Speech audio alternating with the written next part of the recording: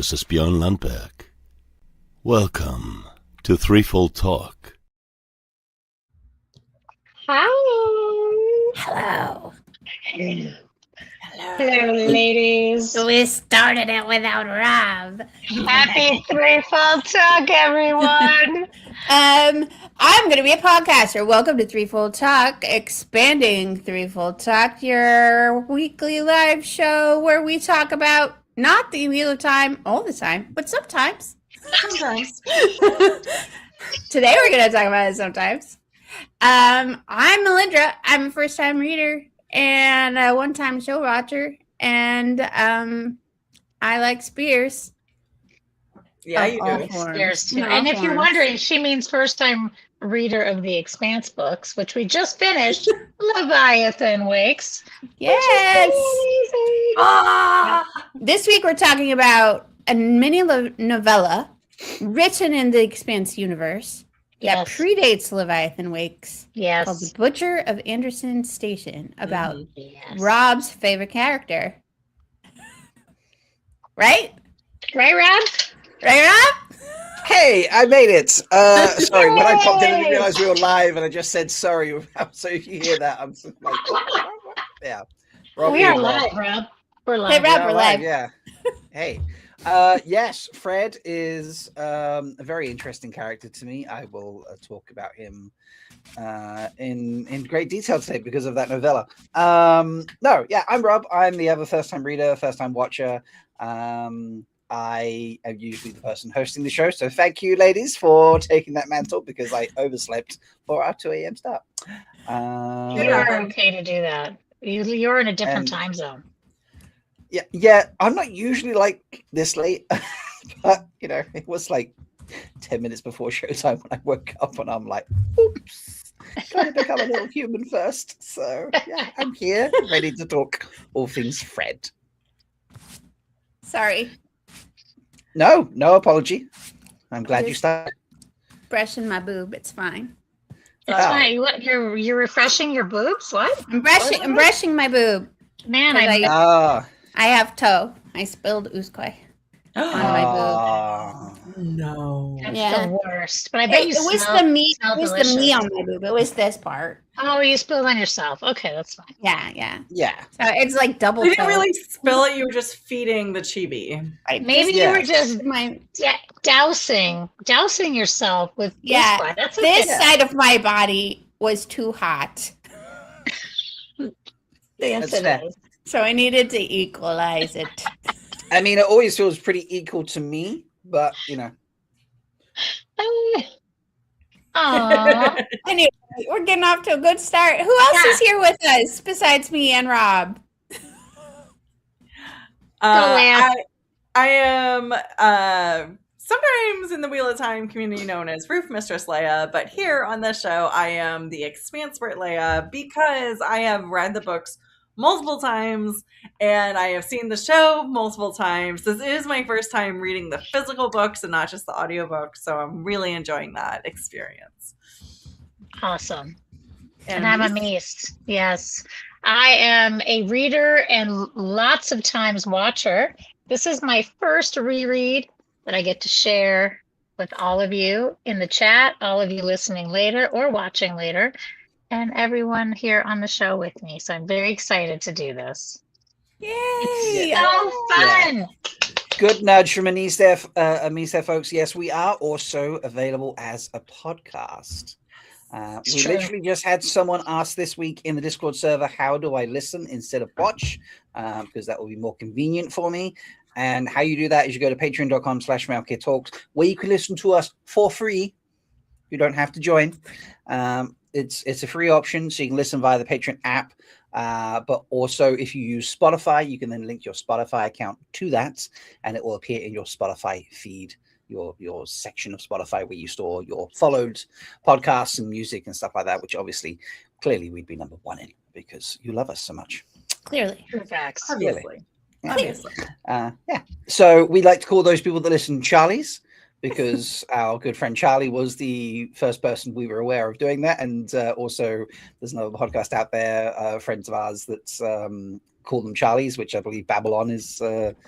Ali, Gus, Jenny, and Jen are the ones that do that. Oh, really? I did not know that. I didn't know that Oh, either. Wait, so that's a we new didn't thing start that's- at Charlie's? Are you I thought we saying- started the Charlies. Technically, no. Although Charlie's, if you're listening and you think we did start the Charlie's, we're happy to take that credit. But I'm Well, pretty sure- I mean, man, I feel like we came by our Charlie, honestly, because our We first did. listener was a Charlie, so we just started talking to Charlie. Charlie, asking, We started like, talking to answering two Charlie's questions, and then there were two Charlies, and so then they got also- pluralized. And you know what else? We are the Charlie's Angels, and Rob is Bosley because we're badass bitches. I'm definitely who is that actor who plays him in the latest version? Not the latest. Bill. Bernie Mac.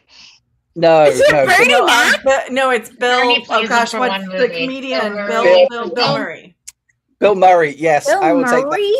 I'm I definitely the have Bill not Murray. seen these movies, but That's wow. right. Charlize Theron, Cameron. Drew Barrymore, and Lucy Drew- Liu. Not and Lucy Charlize Liu. Theron. Not Yeah. Charlize Theron. Wait, It's, who- No, Cameron it's, Diaz.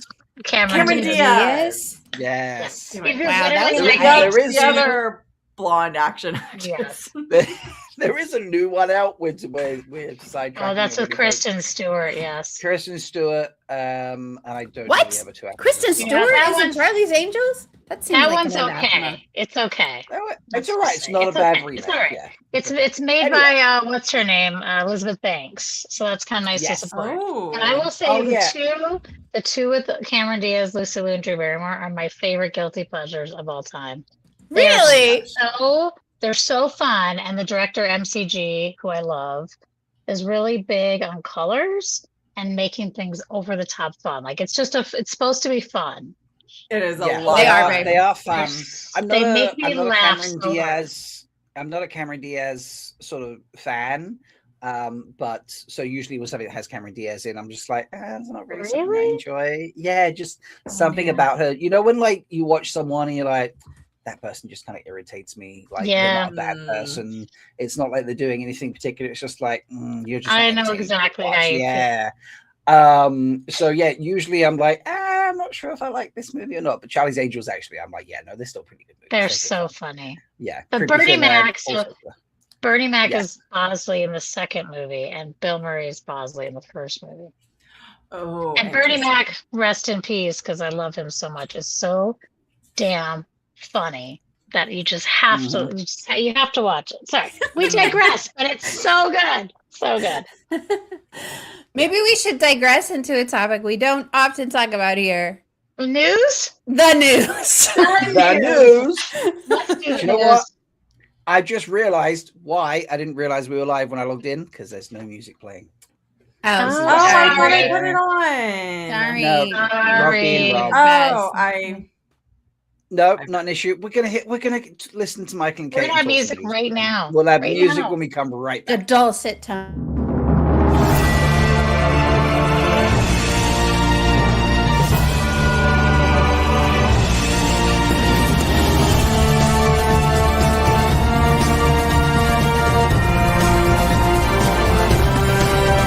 Spear brothers and sisters, It is time to cover up your face. for the wheel of time has news, and we shall dance the spears with it. This is the Daily Veil. What's a crack-a-lacking in the Wheel of Time? Crack-a-lackin'. We lost someone. She's back. lost She's someone. coming back. Oh, she's back. She's There we go. back. sorry. Yay, I, we missed you. I know I was gone for 10 seconds. This is Rob's news. Go news. This is my news, ladies and gents. Would you like an official costume or prop from the Wheel of Time TV show? Yes, I hear you cry. Yes, I would. Yes, you would. I know exactly well, then what I you want. need to go to propstoreauction.com. I don't know if that's actually the full website, but it's propstore.com. Maybe, I don't know.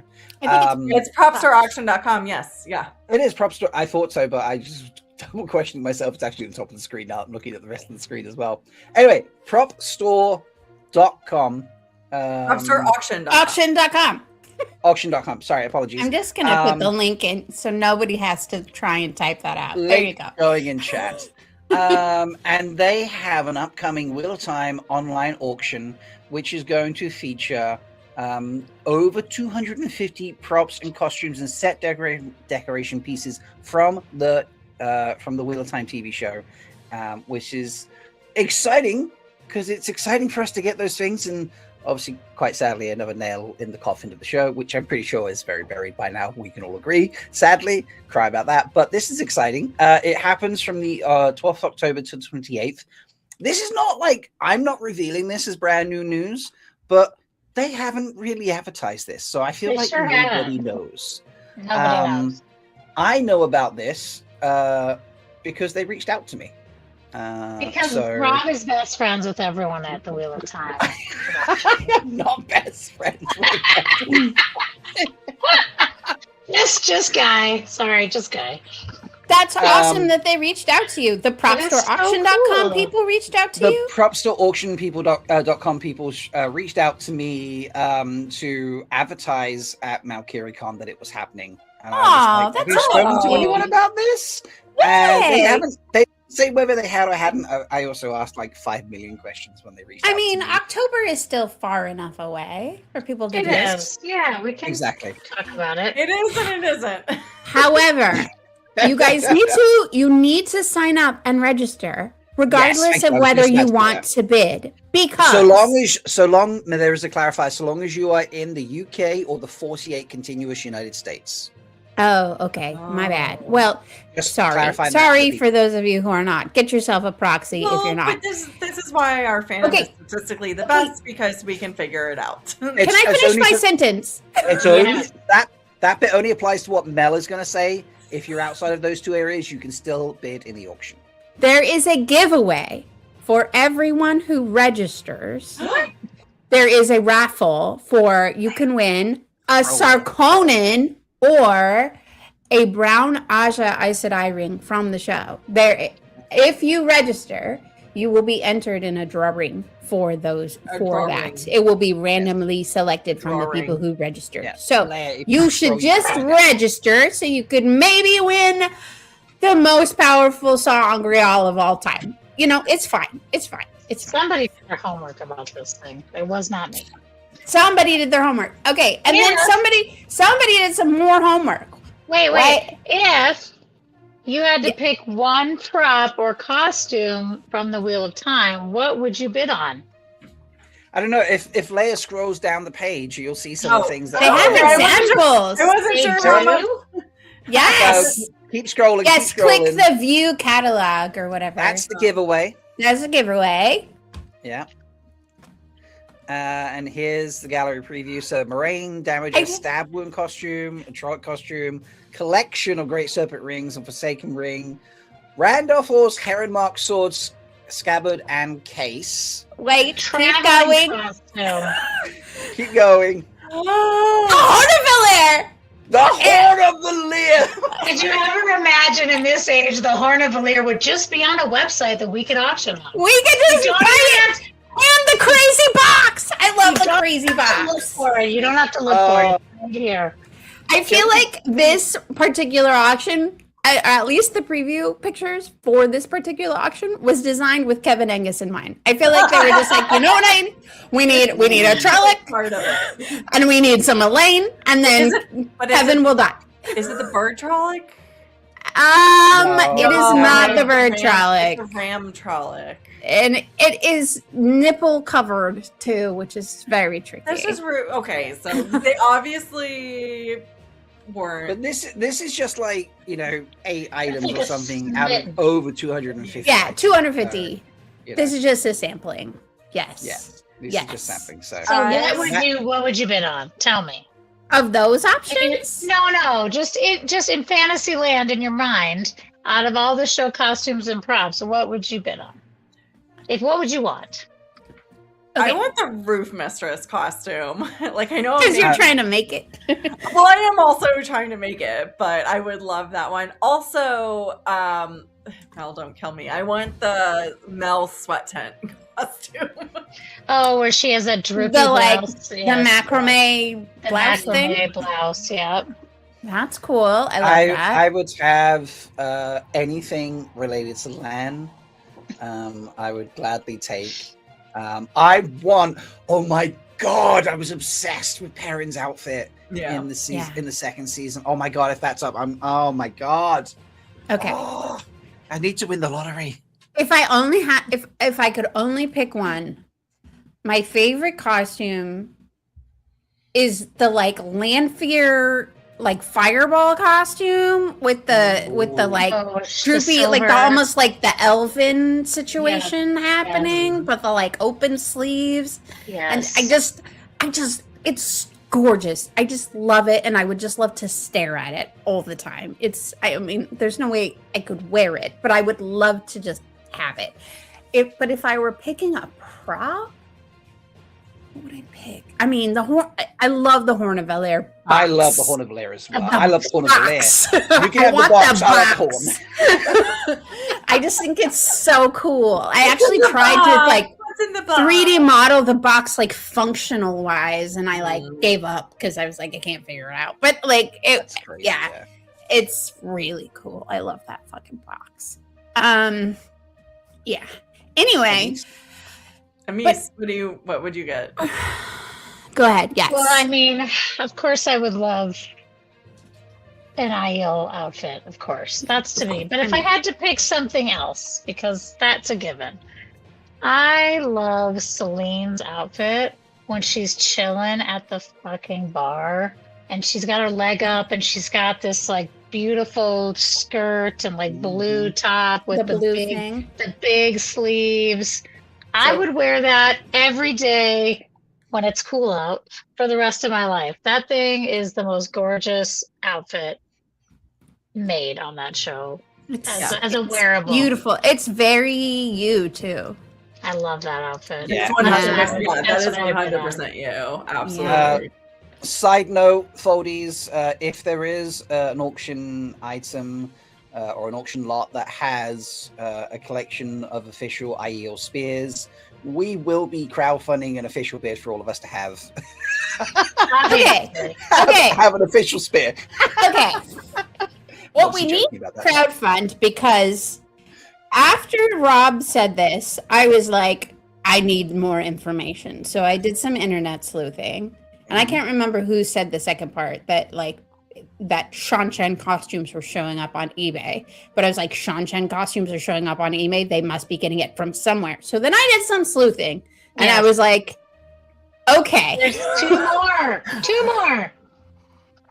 Okay. Where are people getting these costumes? So I found out so the sad story is that Sony shut down its Los Angeles costume and wardrobe department. Like they fired everyone and they all lost their jobs. But now they're basically liquidating the contents of that building. And in that building, if you can see in this picture, it's quite small, but like if you zoom in on the right side, there's a very familiar costume on the right side of this picture. This company, RL Spear Company, which is hilarious, has been doing auctions all summer long, liquidating these buildings. And people have been finding Shan-Chen costumes, like full armor sets, like sold one at a time in each of these auctions. The final auction is happening right now through August 24th, and you can, if you have any sort of hookup who can pick up stuff for you in Los Angeles, because you can bid online, but you have to physically pick it up in Los Angeles, you can get yourself a Shan-Chen costume or something even better. Are you going to show it? I just no.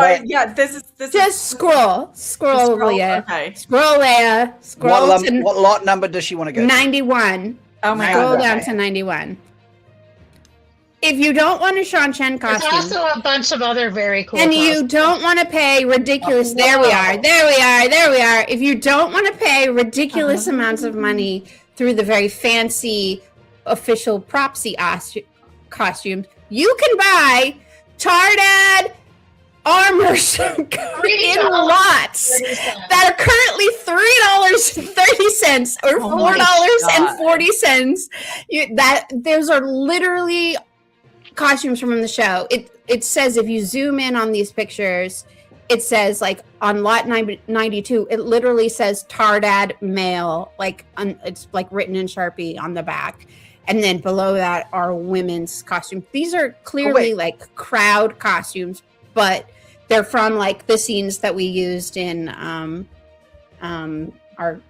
What Idol scene where like all the crowds were like yelling and cheering and stuff. Yeah. But these are Tardad men and women like armor things that are currently being sold for $4. So That's amazing.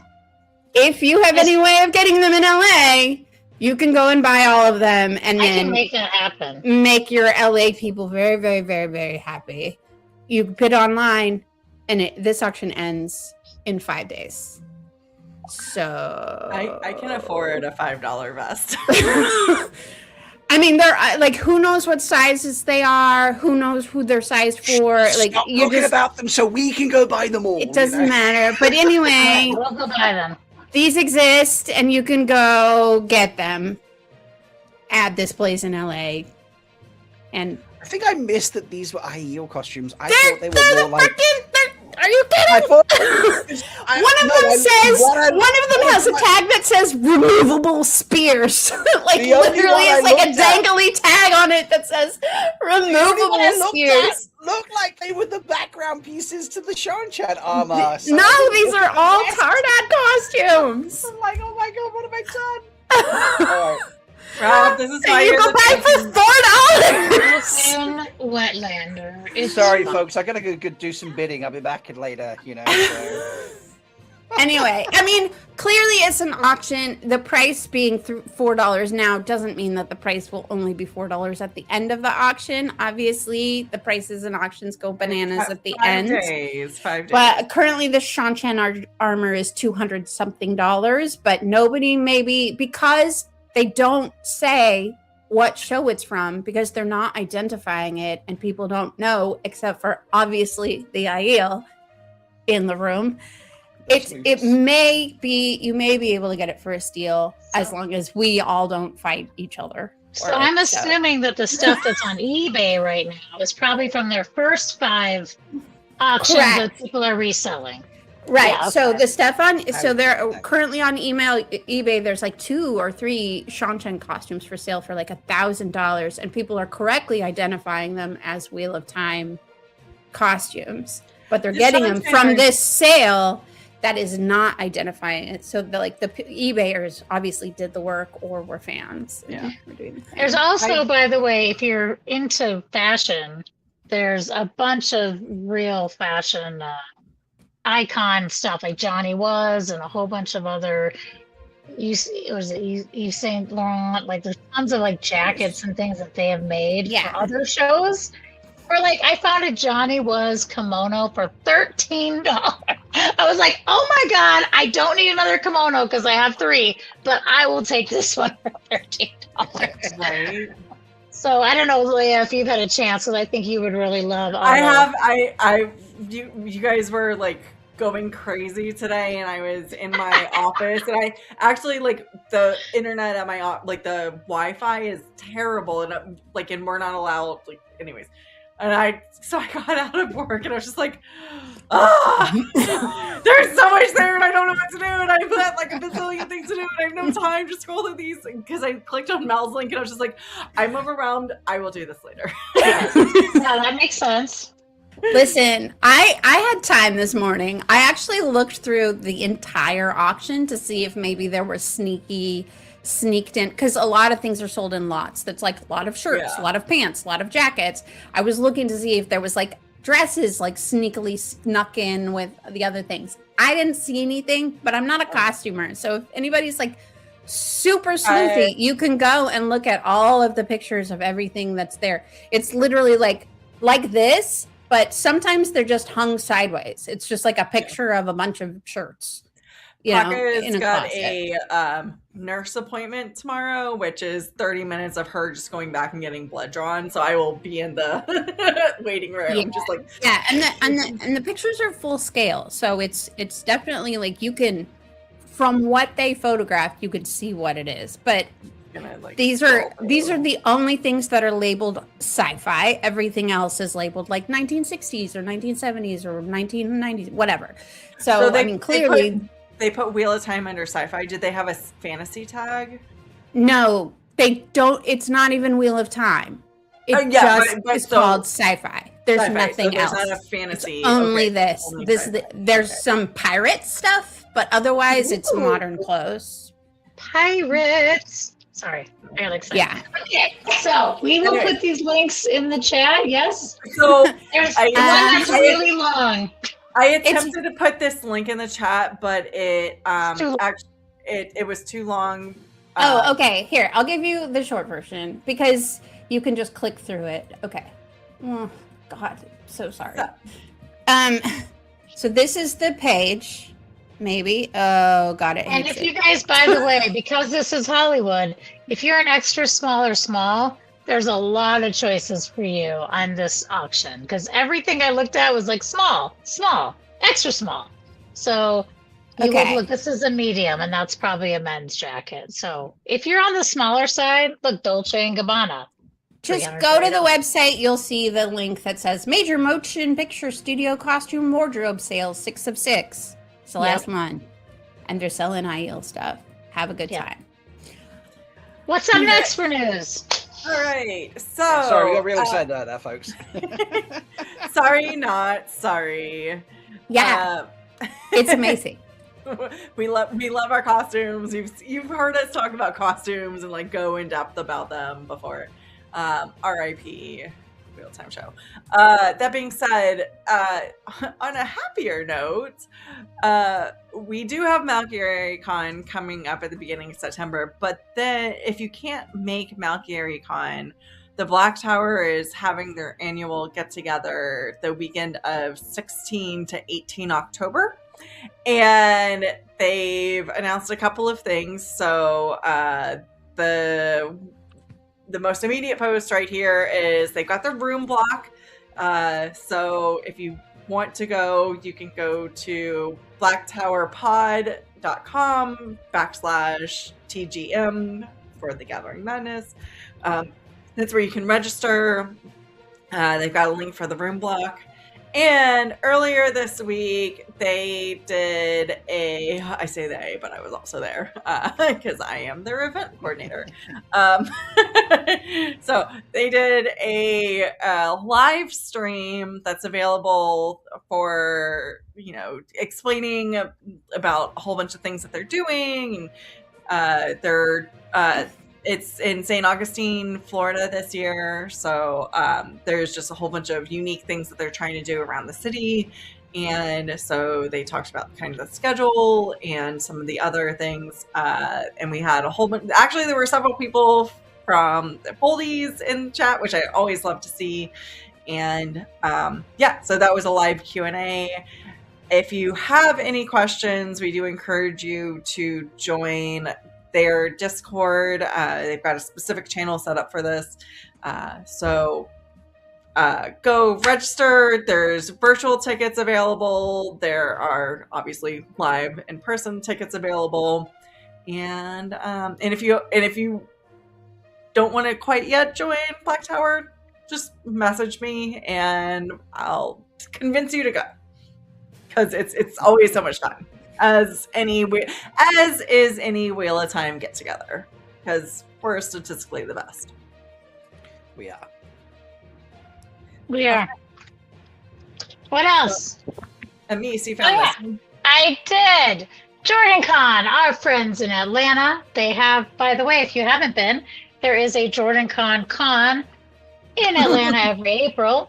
It celebrates the life and works of Robert Jordan, but also other artists and writers. They have lots of tracks. They are looking for their fantasy track lead. So if you feel like you really love fantasy books and you want to craft this amazing con into the next steps, they need somebody who wants to lead the track.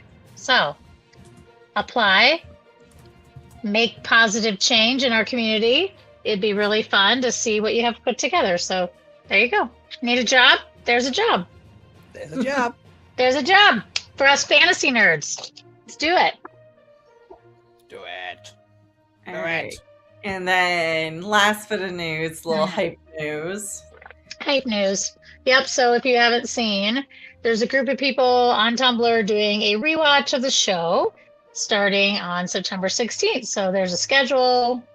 It's posted in BlueSky. So if you want to take a look, hopefully we can put that in the chat. But yeah, if you want to join along, if you're a Tumblr person, join the group. Have fun. Yay! Have fun. Woo! Yay, fun! I think someone's going to try and work out like tags and things like that, so that you can just like watch and tag on other socials. Nice. As well. Okay, cool. It's going to be primarily on Tumblr, obviously. Who headed? I don't know who headed this. I just know that Minari posted, but I don't know who started the rewatch. I'm not sure. I think it just kind of appeared in the What Series channel for Save What, and then someone's like, "Oh, this is happening on Tumblr," and then someone else was like, "I'm going to try and like make a post about it and like add socials and stuff like that." So yeah, should be good fun. Yeah. Have fun watching. Rewatching. Rewatching. Exactly. How many times have you all watched The Wheel of Time? Not enough. Not enough? I mean, Although I've got to be honest, it's been a struggle since I gave up Prime, and it's been a while since I felt I could watch it. So I was literally thinking last week, I need to do a rewatch just to like remember, because it's my soul was hurting too much. So like, I get that. yeah, I get that. I have only watched shows on Prime that have cast members from The Wheel of Time on it. Like, I kept Prime because like there's no way that my family would let us give it up. But the only shows that are on my TV from Prime Video are It's very dedicated. Wheel of Time I mean, after show. that is how I would do it too if I still had Prime. Yeah. Yeah. So I watched the Taylor thing, the one where he was pretty, Ride or Die? and I He watched was Donal be Donal. So yeah, Sherlock. Yep. So, but that's it. That's it. And I used Prime to get BritBox so I could watch the other Bennett. Oh, I still want to see that. I haven't Yeah. seen it yet. You can get a 1-week trial of BritBox through Prime, and I just need the watch it. time to watch what? dedicate- To watch the other Bennett sister. Oh right. Yes. Yeah. That's how we can watch it. Because we're not. So- British. We done with news? We're done with news. We're done I with think we're done with news. news. All right. What do we have to talk about? Nothing. Should we, Nothing. We're done. should we We're done. segue? We're done. Yeah. We're done. That's Okay. it. See Show's ya. done, people. Really Yeah. Night, everybody. Yeah. Great time. I'm just going to go scroll auctions now. No, last week we talked about the end of Life and Wakes. We which finished was- it. We finished it, which it included obviously the epilogue about Fred, and then Leigh-a and Amis was like, "Do you know what? I think they need more Fred," and so they were More like, "Go Fred. read a novella from Memories Legion." I will say, when we made this plan, we didn't realize Rob's vehement opinion About about Fred? No, we What? planned I'm not this against- months ago. I'm not against Fred, okay? I'm all down for a villain. I've got nothing against that. I didn't say bad opinion. I said vehement opinion. Oh, I mean, it's a strong opinion. Yeah, okay, I'll give you that. That's fair. That's accurate. But yeah, like book 2 is all pet Fred POVs. That's amazing. I'm not saying a word. Oh, that's so funny. But yeah, before we do that, let's start it off right. Heather, would you? Thank you. Please, Heather.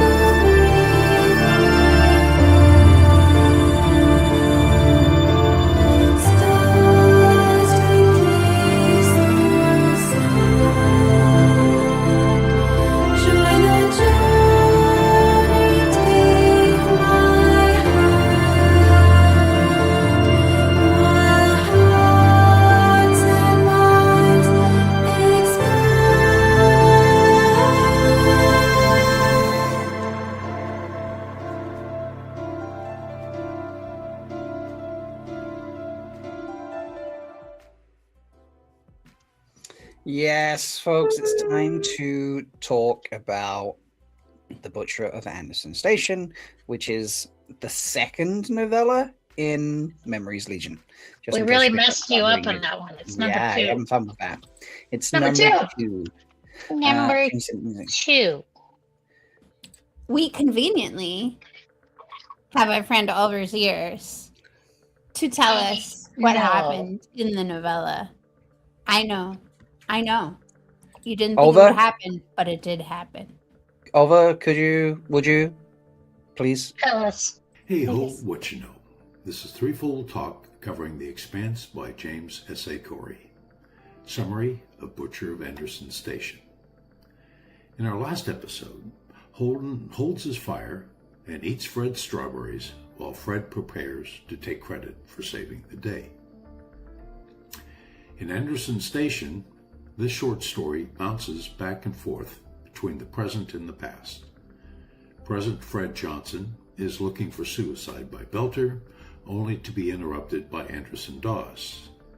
Past Fred Johnson is in charge of a raid on the Anderson space station. Thank you, Overseers. Good summary. It's a very good summary. Did the going back and forth from present to past, did that detract at all for you when you were reading it? No, I liked it. No, it's fine. Yeah. I when like it's the when tension it's of it. when it's written in a clear way, back and forth doesn't bother me. Sometimes that can be done muddily. I have read occasionally. I'm just like, oh, this is actually not right now. They've gone back in time without really making it clear. This worked, and they made it clear like this is not the current time. So it's okay. But, Awesome. Fred. All about Fred. Go, Fred. Fred. Do you have any immediate thoughts? Yeah, Rob. I mean, Rob, do tell. Do you have any what did you think first pass of this? you really want me to go first? Yes. Obviously, we want to know your thoughts. Obviously. Well, when we finished reading this yesterday, I think it was Mel had caught up or something like that, and they were like, "Oh, I can't wait to hear Rob's thoughts." I was like, I just put in the GIF in our group chat, and I was just like, "I'm cooking." Let me cook. And I think I actually might even have been cooking at the time when I said that. So, doubly fun. But I think it's a very good villain origin story. So do tell. Like, I'm still on the Palpatine story. This did nothing to dissuade me from Constantine lives. Hashtag Constantine lives. Oh my god, this graphic! Oh. I'm dying. This graphic is amazing. Oh my god. All right, so it's a graphic of Palpatine Johnson just one-on-one with me. He's in the chair, I'm there at the bottom right going like, and it's a text, it's a conversation back and forth. It starts with me, fuck, not a Fred chapter. Fred goes, Robert. Is that he's like saying Bart? Robert. Okay. Come sit on my lap, and I will tell you how I got the proto-molecule and all the nukes at the same time. Oh my weird. Oh, do I need to do it? Come sit on my lap, and I will tell you how I got all the proto-molecule. I got the proto-molecule and all the nukes at the same time. Yes. Whoa, mate. Serious creepy uncle vibes. Did I ever tell you I am your no?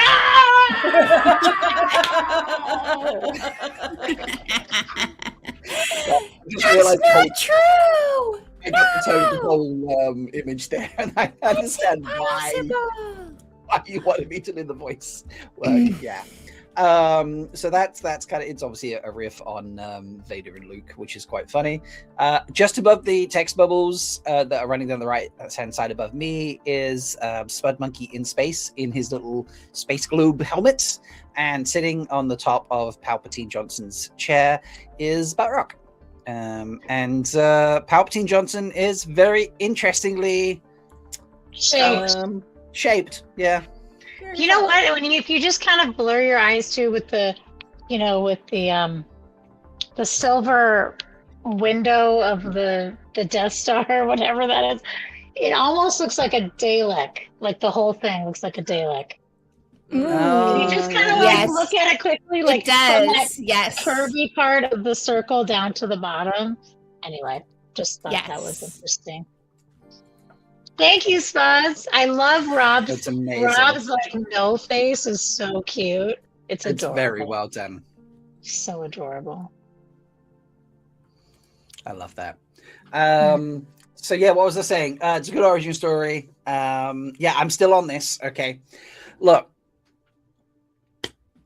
I know this can feel like a little bit of a bit, but I do genuinely still believe this. Okay, even after this, there's nothing in this story, right? Yes, really, there's nothing in the story that makes me think that he hasn't.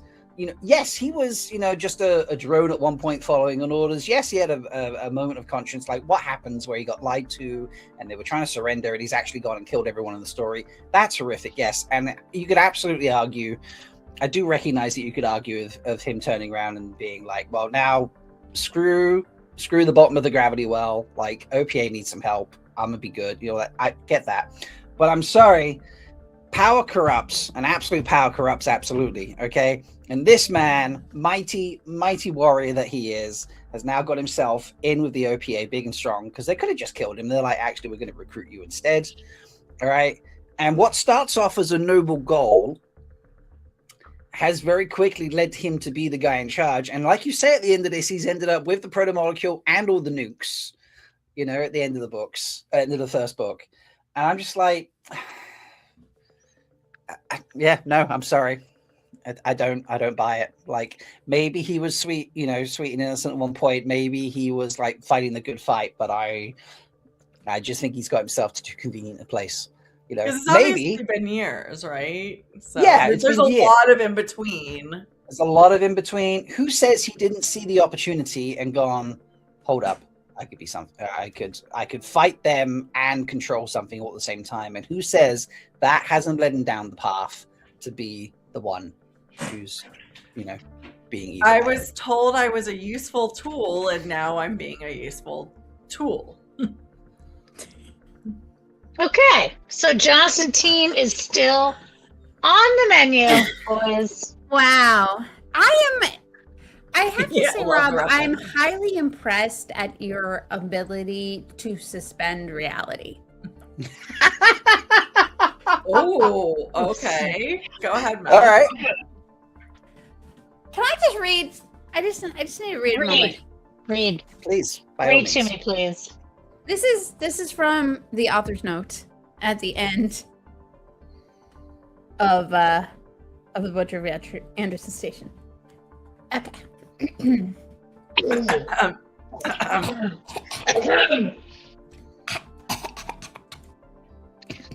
Wait, I can't find it. Oh, yeah. Speak off of yours.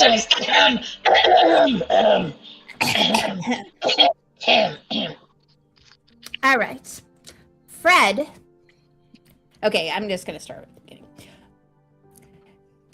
Butcher is a little bit of backstory about Fred Johnson, yes, but it is also a chance for us to tell a story about guilt and the lengths to which people will go to get out from under it. Fred is a profoundly moral man, manipulated into being the instrument of something evil.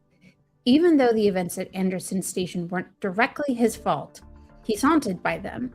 And without the intercession of Anderson Dawes, they would have killed him. Oh, yeah.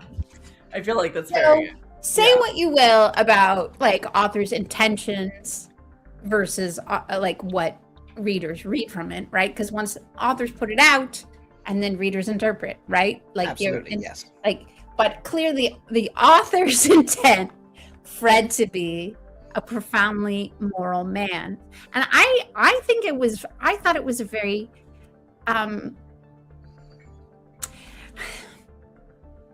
one of the things I struggle with this book in general, bigger picture, is that, like there's not a lot for our main characters. There's not a lot of like living with the consequences of your actions.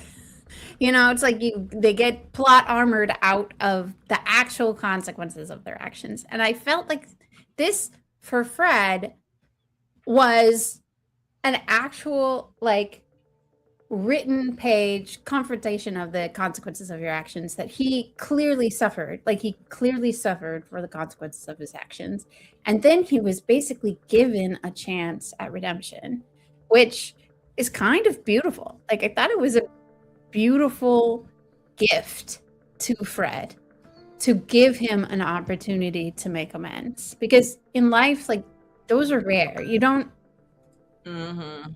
really get given a gift like this, and that's exactly what Dawes did. I mean, I know he had his own motivations for making use of Fred, but the fact that he saved his life and gave him a chance to redeem himself from something that he was clearly haunted by and didn't let himself off the hook by. I felt like it was a beautiful exploration of that, but also a little bit like, again, the authors just like don't want to make anybody have to sit with the consequences of their action. Nobody just has to just like live in it. They get chances at redemption and that sort of stuff. Well, it's not necessarily a bad thing. It's just it just ultimately it makes the story it makes it on the fantasy side of stories, which I like reading. I like reading stories where people like ultimately win, right? The good ways, whatever the definition of win is for that story. Like I enjoy that, right? I want people to come out on top.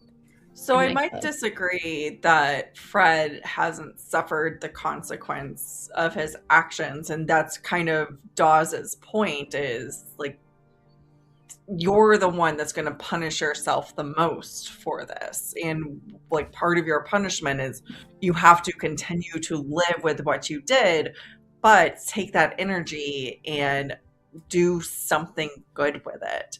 So Fred is like, and I think this is something I'd love to hear you guys' opinions on, about like knowing, you know, when we had that scene with Holden and Miller, and Miller's like running his mouth off, and Holden's like, you know who you're talking to? Like, this is Fred Johnson. And Miller's like, oh, that Fred Johnson from Anderson Station? And they just kind of look at him like, are you dumb? And he's like, oh shit, okay, like apparently you know what you're talking about, and I'm going to stop schooling you on how to make this like whole Invasion of Thoth station. So like Fred Johnson has a name now, but so knowing where he is in Leviathan Wakes versus where he came, like his origin story coming into the OPA, and the tidbits that we got from like just now that the dots are connected, I'd love to like, I know we still got Palpatine Johnson little. But what you're saying, Leigh, I think it's I thought it was really interesting. Like, you know, guilt is, people like punish themselves in different ways, right? With guilt. And I thought it was very interesting that we learned that he was frequenting Belter bars, you know, to basically try to get beat up or worse. I mean, it's the concept of suicide by cop, but in a like a little bit different. Yeah, I mean, I just thought that like it's like suicide by freedom fighter, I suppose. I don't know how you classify it. I mean, especially wanted to be punished by the people that he hurt. He wants to be punished, but he also was again coming at it from a very earther perspective, right? Yeah, it's weird. He's putting them in danger by putting himself in the situation. Yeah. Where they have to, where he riles them up to attack him, leaving them with the potential for legal consequences or physical consequences. It's still Earther selfishness, just still Earther selfishness. Yeah. And I Agree. love that Dawes calls him out on that, because that's exactly what he does. He's still Earther centered, and he's not actually, he hasn't actually figured out and respect Belters as equals. And yes, Dawes, he thinks like, they're weeds. gives him the opportunity to do that. Weeds. Learn that. Oh, in the that future. those like first opening statements, how he was thinking about the Belters. So even after having committed these atrocities, Yep. still having that very And trying to get killed, he still calls them weeds. It's the crazy. He's so spacist. He's such a spacist. He's He's such such a a spacist. And he sees them as tools towards his own end of his own suffering, but such a granting fucking them Earther. the agency of. He's a goddamn Wetlander if I ever saw one. Oh wait, I had that. Damn it! I tried to find that when Rob was talking about being a Wetlander earlier. And then, like, oh, there we go. Wetlanders. Yes. Yeah. I mean, I do feel it does feel guilty though, but he's still expressing it in a way without, like, in an ignorant way. Like when an ally comes to whatever group that is being discriminated against and wants to help, then they do it the wrong way. That's what he's doing. So I guess it's a realistic portrayal of someone who is just starting to learn. So I guess I'm not mad about it, because I feel like he's in the process of maybe where many people are in their lives, where they realize their ethnocentricities are not real and they are ethnocentric, and they have to move away from that to start learning. And I feel like that's kind of where he's at in the back, like in the backstory, the before times. Yeah, I think you're right. So is he? I feel like the learning comes after this conversation. Yes, I think absolutely. He's at this point where he is in the present, air quotes, present tense of this story. Yep. He doesn't have a way that he thinks that he can rectify what he sees as an obvious wrong. Like, obviously his leadership has squelched any opportunity of investigations or ongoing, and they're just like, look, like, we're not going to share this information, just shut up and do your job, and we're going to promote you. And which is so fucked up. Also very classical, like very, like, that does not surprise me in the military at all. Rob. Yeah. Rob has a question. Go, Rob. Right. They were like, shut up and we'll promote you. Mm-hmm. Where is the evidence that he didn't shut up? Because he decided. Wait, are you talking about the Earthers? So Raffo on that one.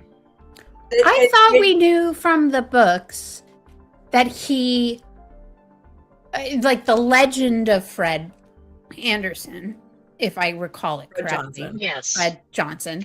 Sorry. Fred Johnson, the butcher of Anderson. Dawes. Yes. I thought he's a legend in the present time of Leviathan Wakes because he was the butcher of Anderson Station, and then he basically disappeared.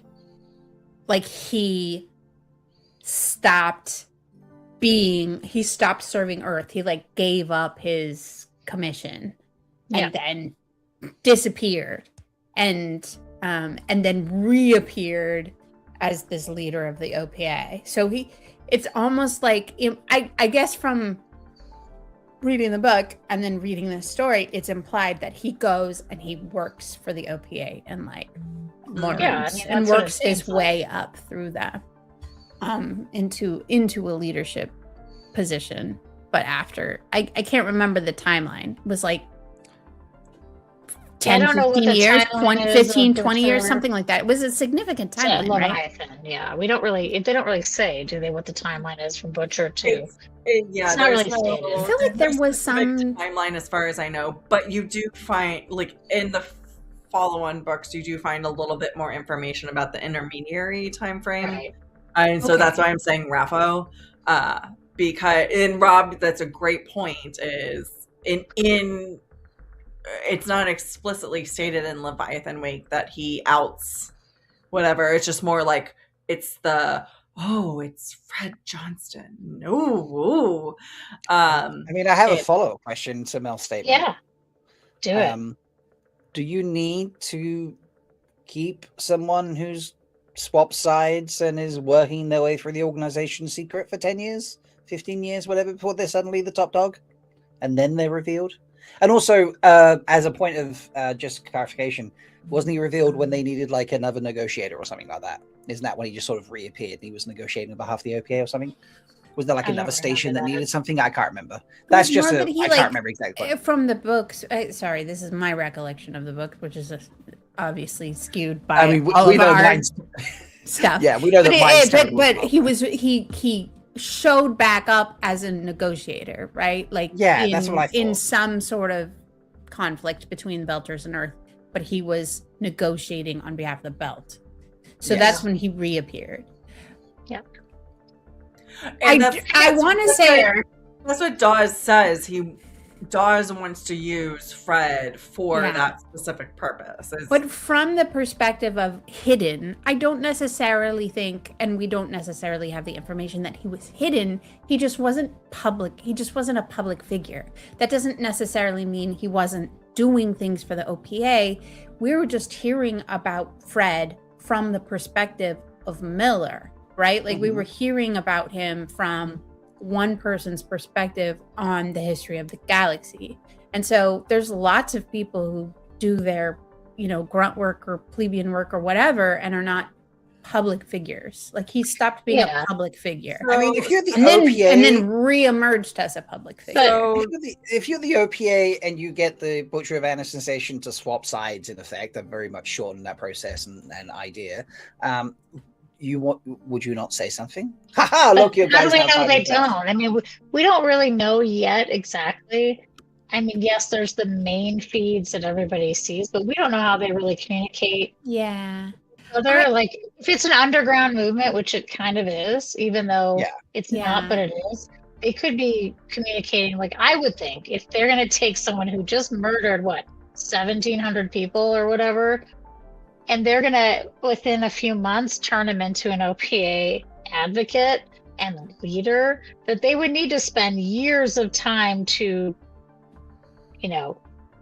pull that apart and make him into a leader. So they could have started training him. They could have started having him meet like leaders of different OPA sections on Ceres and Eros and Phoebe and wherever, right? Like all over the solar system to get him to get to know people to then be trusted to like be a leader at some point. Like it is, I agree with you, Rob. It is weird that he's like an Earther, all of a sudden he's like this head Tycho dude, right? Like that is a big jump. Yeah. He had, I mean, from my perspective, obviously assuming through the lines of stuff that we don't know, it really seemed like he had to earn that position. He had to, no longer be a suicidal ticking time bomb, right? Like he had to get through his mental health challenges in order to be able to be useful to the OPA. So like, why would the OPA announce that they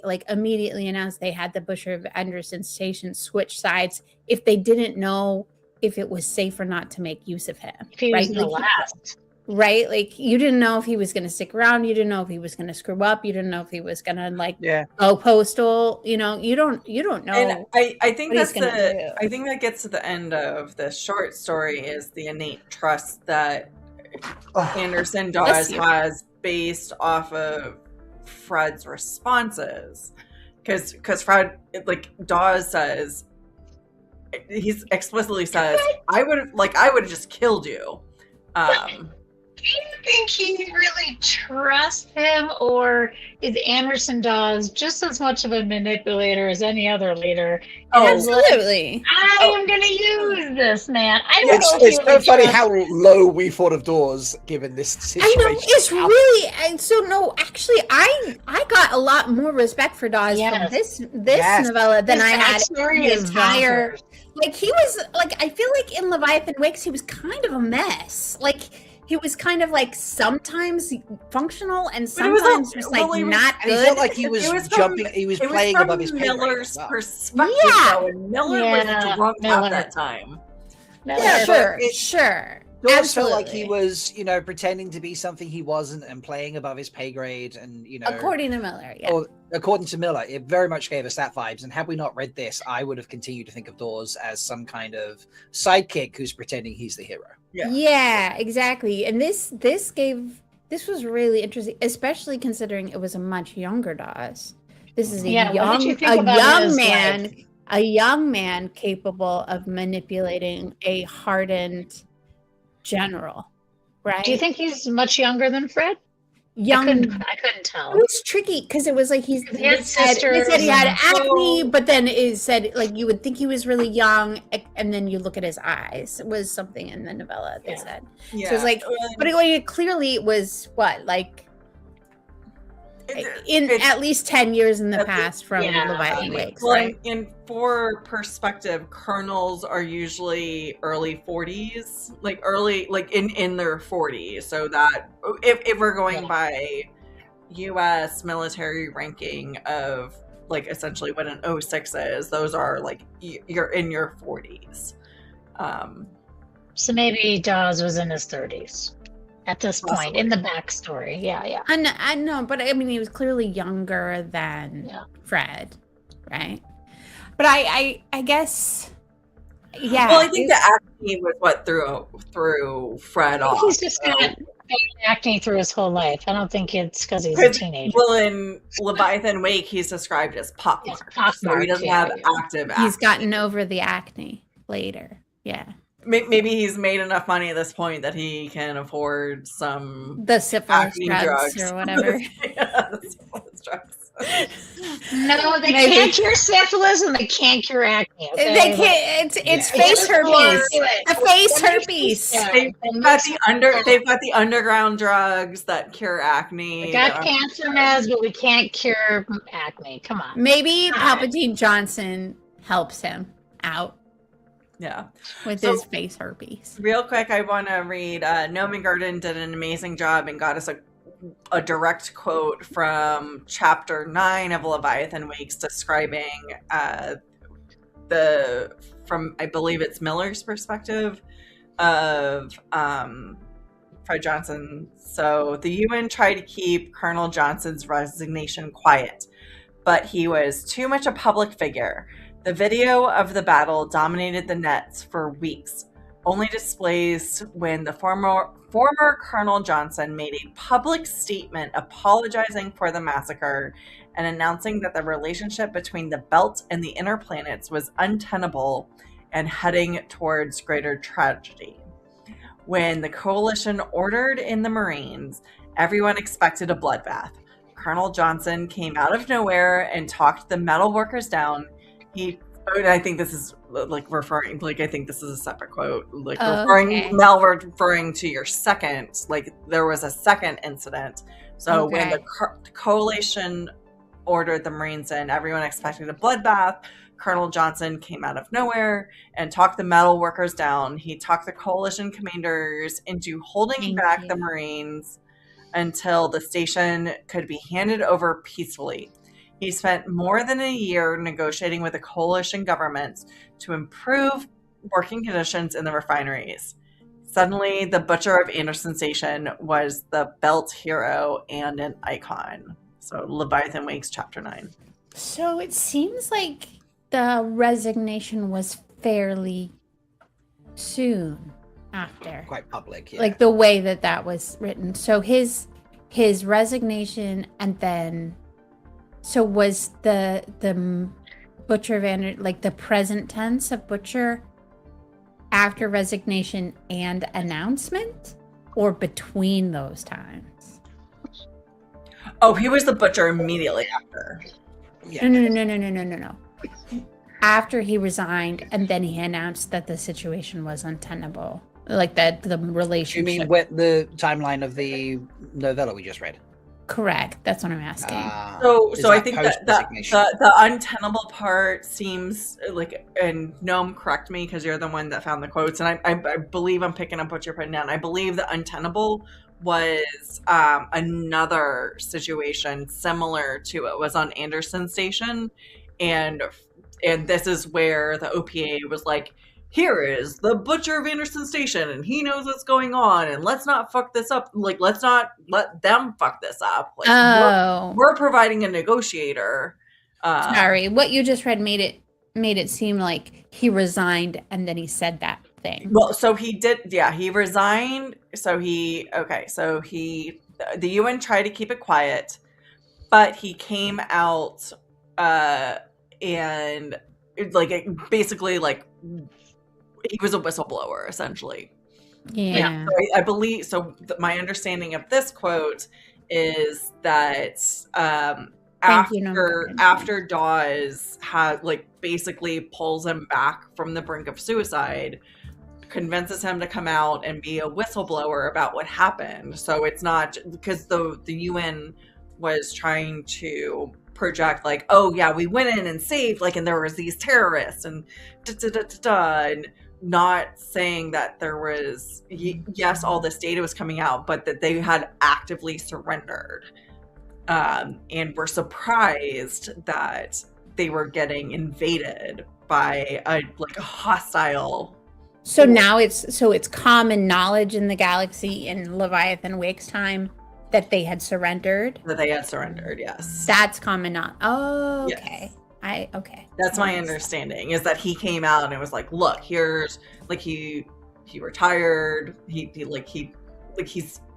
was like, fuck you guys, I'm out, taking my pension, and now I'm going to work for the fucking OPA because I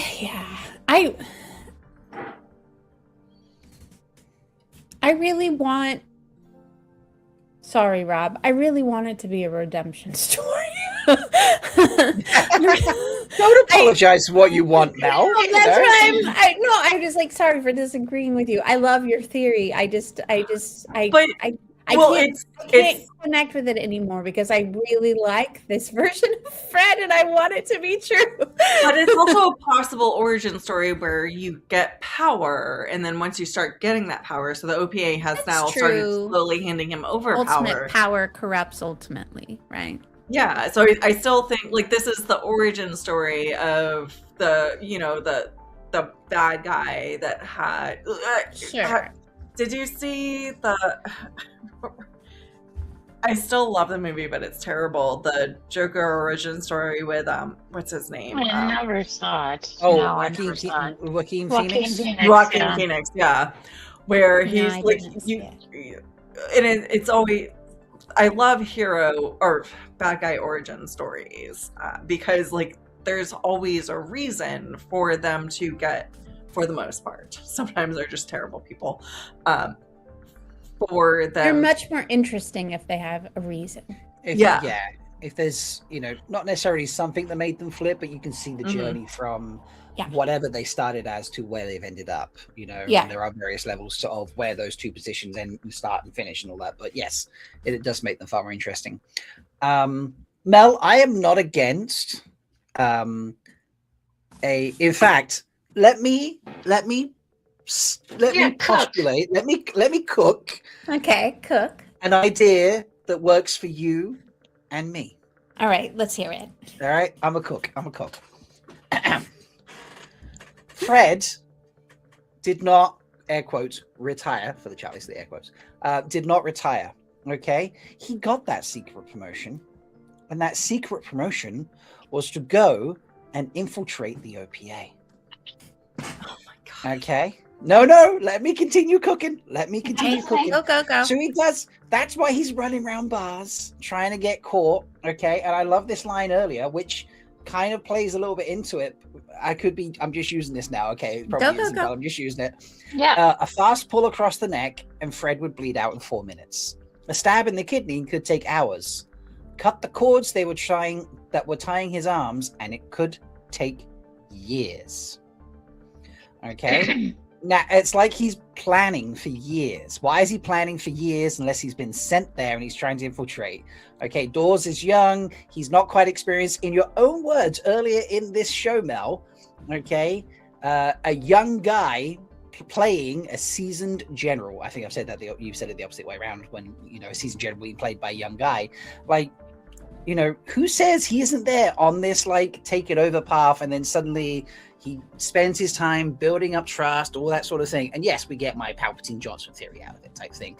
However, who says he doesn't get the Anakin Skywalker, I will save Luke, save you at the end and actually be on the side of light, take down the evil powers of Earth and Mars and whoever else, the corporations, whatever the big evil guy thing is at the end, and get that redemption as well.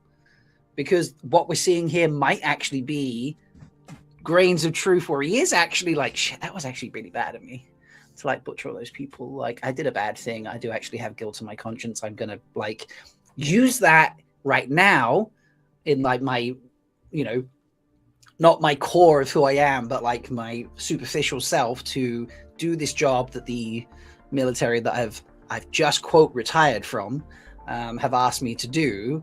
But as the world goes on, eventually something's going to happen and be like, no, that little tiny voice in my head that screamed at me about Anderson Station has now got quiet for a number of years, but as things have gone on, gone, no, you can't do this. And book later, whatever book, okay, he turns and has his Anakin redemption moment. Okay. That's one version of the story. I would love to hear more. If I spin a version of me plus you, okay, please. I love this. It could look like this. Because I really love Butcher, and and it really came across as genuine to me. I want to accept in the moment of the time of the Butcher story that those feelings were real. That those feelings were that anguish, that guilt, that wanting to end it all because he didn't know how to process it. All of that was real. Anderson Dawes comes in and gives him another chance at life, right?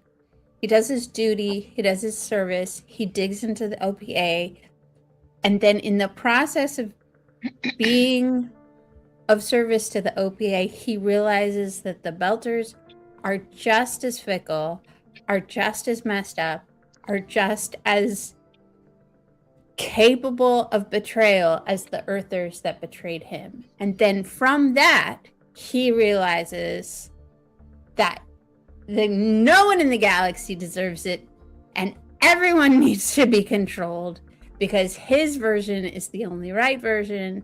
And so he goes from being a very moral man, and then his experience with the OPA that we have yet to read transforms him into Palpatine Johnson. That interim time turns him into the Palpatine Johnson we meet during Leviathan Wakes.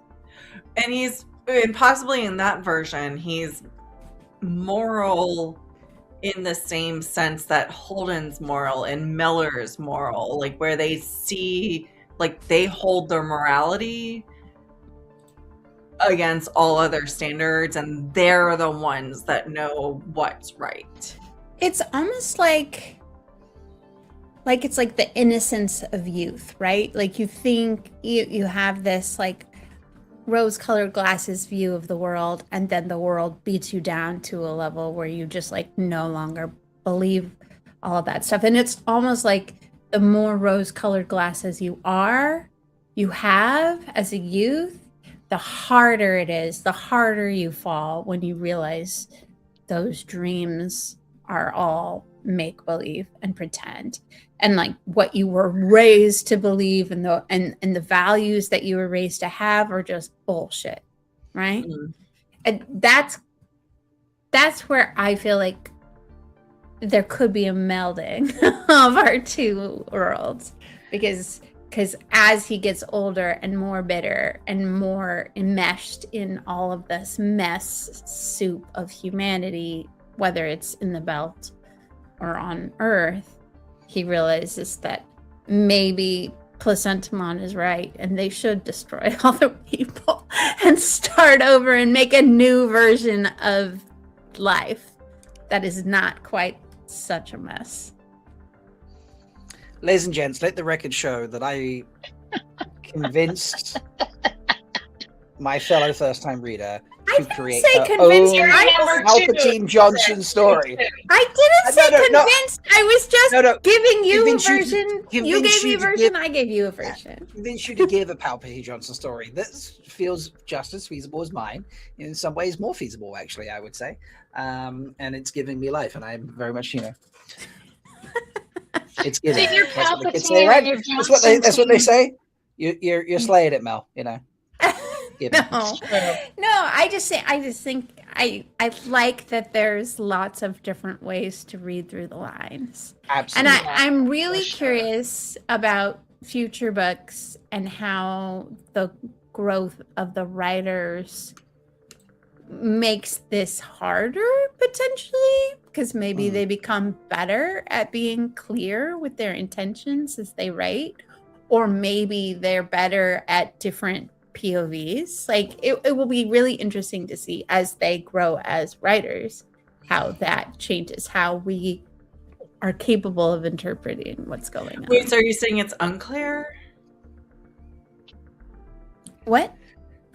No, I think Mel's just saying like there's some ambiguity to it currently, and so there's a lot of ways you can view it. And I enjoy that, right? Yeah, it's good. And so I'm curious. So do you think that's unintentional, or you?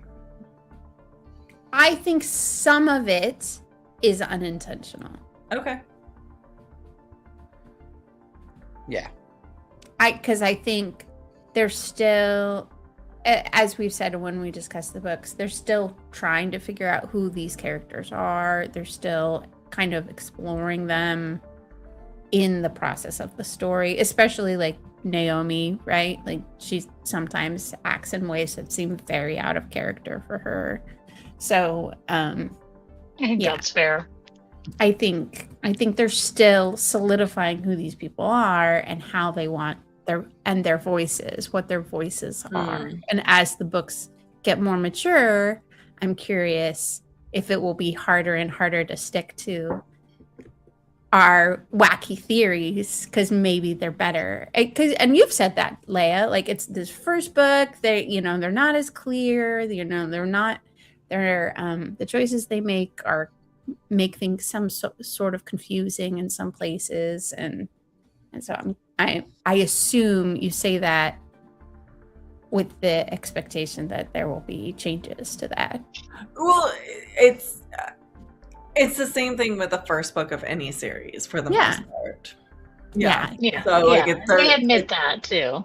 And you guys probably don't have it, but in the 10th anniversary edition, they talk about how they're growing and their intentions of what the books were, and how they didn't intend to write a 9-book series originally, and so then it was a D&D game. It was a D&D campaign that they were like, this is fun, let's write about this. Yeah. So it's pretty, I think you're right a little bit, like there's probably some unconscious unclarity going on. Yeah. Maybe some conscious unclarity too. We don't know for sure, but I think you're right. There's probably just things that aren't worked out yet. Mm-hmm. Yeah. But can we talk a little bit about the Moraine stepping over the wall of Barillon? Just it's and all then we just never see that ever again. It's weird, isn't it? isms. Yeah, exactly. So what do you think of Anderson Dawes at this point in his relation with Fred, and how in Leviathan Wakes we see Fred as this leader of Tycho, and he's managing this huge station and all these engineers, and he's building the Naboo, and he's doing all this different stuff, and he seems pretty powerful. When we see this interaction between Dawes and him, did that change your view of the relationship of Fred and Dawes in the Leviathan Wakes timeline? Like, what did that change your thoughts about the both of them and how they might work together and who's actually in charge, who's not in charge? Are they equals? Are they not equals? Like, what were your thoughts when you read this in comparison to the book we just finished? As I said earlier, I think, Dawes came across as someone playing above his pay grade within the OPA, pretending to be something he wasn't. That's kind of, childish almost in a way. And here he felt like a young man who cleverly sees a way to, further himself. It's like, you get a promotion because you've been, savvy enough to spot an amazing hire, Right. Like, But I built this epic team. Does that make him equal or better than Fred in Leviathan Wakes at that point? Did he advance enough from this?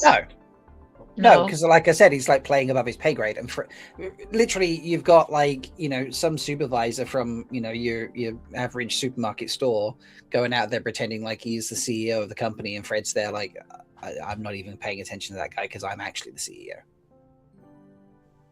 That was my vibes. In Leviathan Wakes, that Fred is still above Anderson Dawes in the hierarchy of the OPA, whatever that is, that we don't know. Did they interact at all? Yeah, well, they didn't. But I thought we were in agreement that Fred leads the OPA. I'm just asking what you think now after seeing this interaction. As Anderson was already in the OPA, and he comes to him, right? So, like, that's why I'm asking. Like, what do you think? At the end, Fred is the self-declared prime minister. That's what he says. He's the prime minister of the OPA. Yeah. So I think, I guess my thought about Anderson Dawes' relationship to the OPA did change because of Butcher. Like, I thought he was kind of like Sirius Station is important to the OPA at the beginning of the book, but like it didn't become quite so important until Earth gave it up, and then the OPA saw the opportunity to move in and like take over a station and have a station that they didn't have to win via combat. And so then Dawes gets a big promotion because he was, from my perspective, clearly OPA guy for Ceres throughout the whole book. But like OPA was kind of just like one of the factions on Ceres, but then it took over Ceres, right? Because of the power vacuum.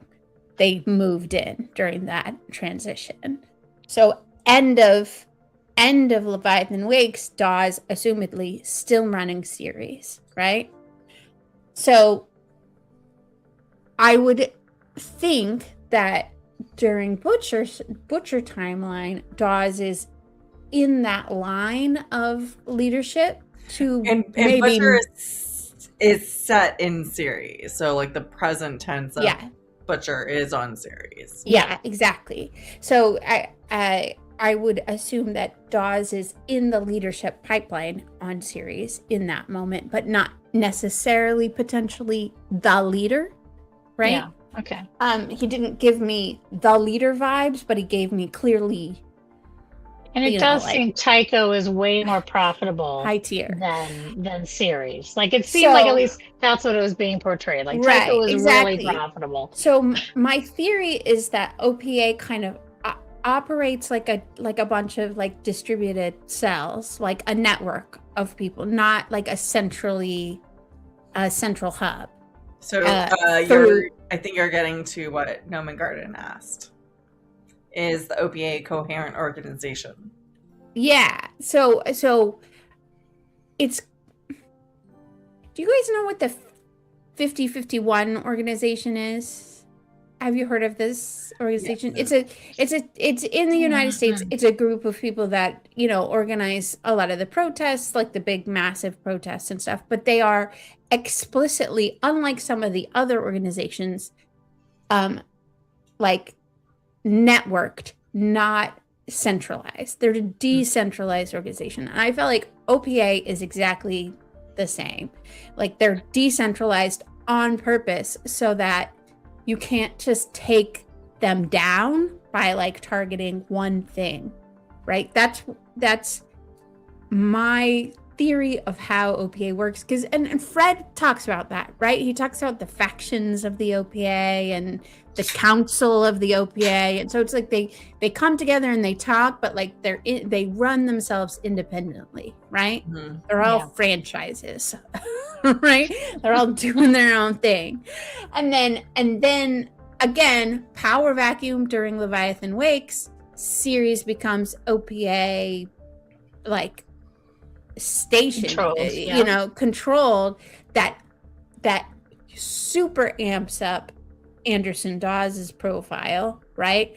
But during the same time period of from Butcher to this, clearly Fred Johnson has built up a much bigger empire with Tycho.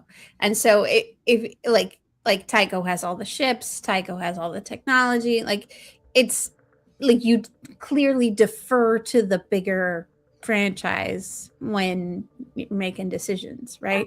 And then Fred declares himself the prime minister at the very end when he gets all the nukes.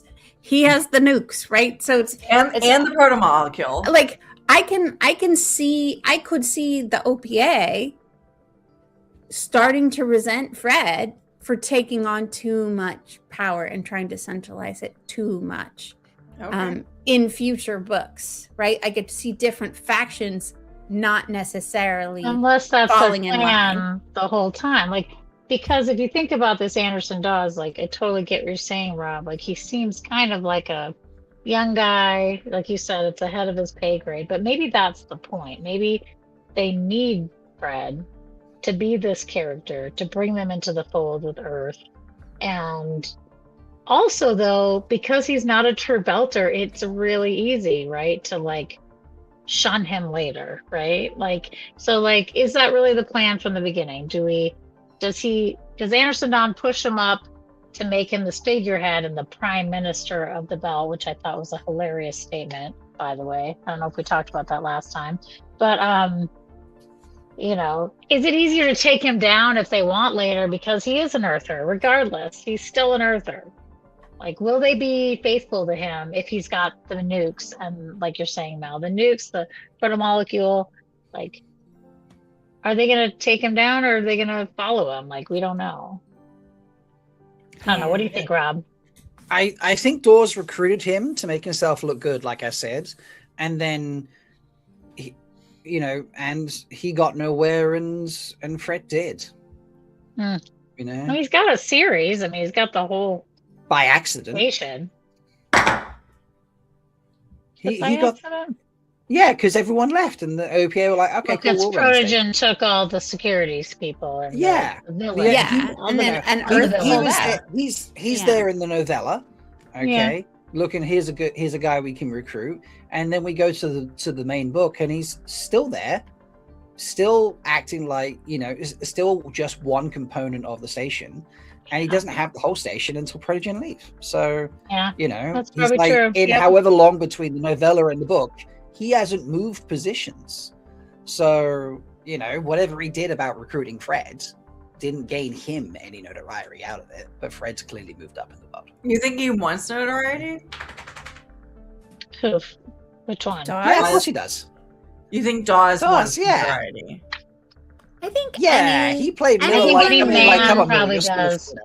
Any person who wants to take on that kind of leadership role, like they want it's rare that a person who is willing to stick it out in a leadership role that long wants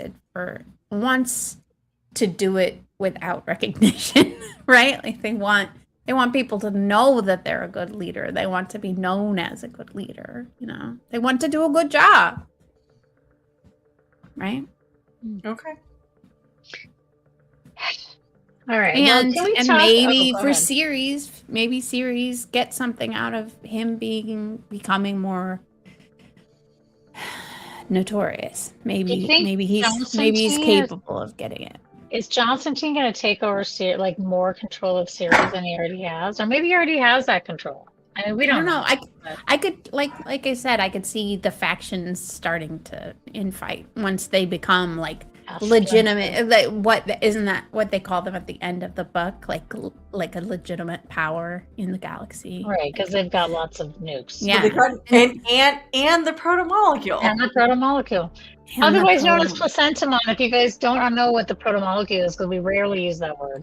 Placentamon. I don't know what that is. We're being very scientific this week, you know. Yeah. We've been avoiding that. Leigh-a keeps using the wrong word, and we're just like translating for everyone. Sorry, guys. Fucking rude. So, can we talk about this? The elephant in the room on this whole story.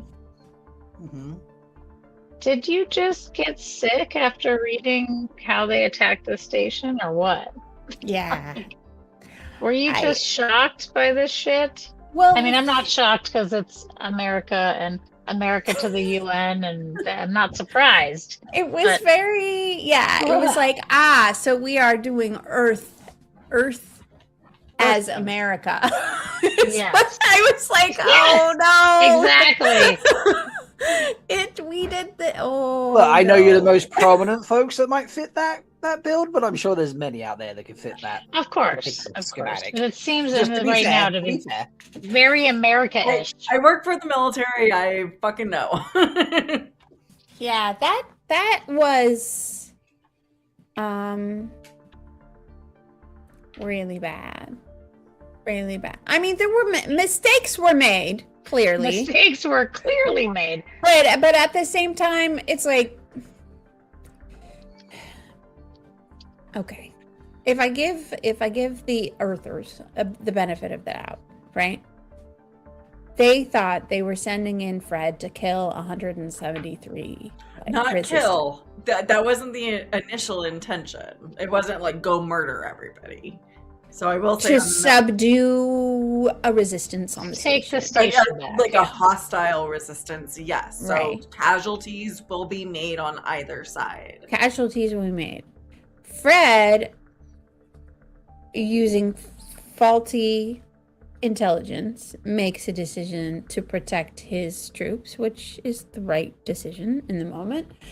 And that ends up killing 1,100 civilians. Is it the right decision in the moment? Well, let's get back to that, but finish what you're saying. I mean, I can't armchair quarterback an op like that, right? Like, I feel like I will say from an ethics perspective, it was the wrong decision. But also he's already in that moment, he acknowledges there's a lack of understanding of how many hostiles there are. That being said, that decision to knowingly blow up the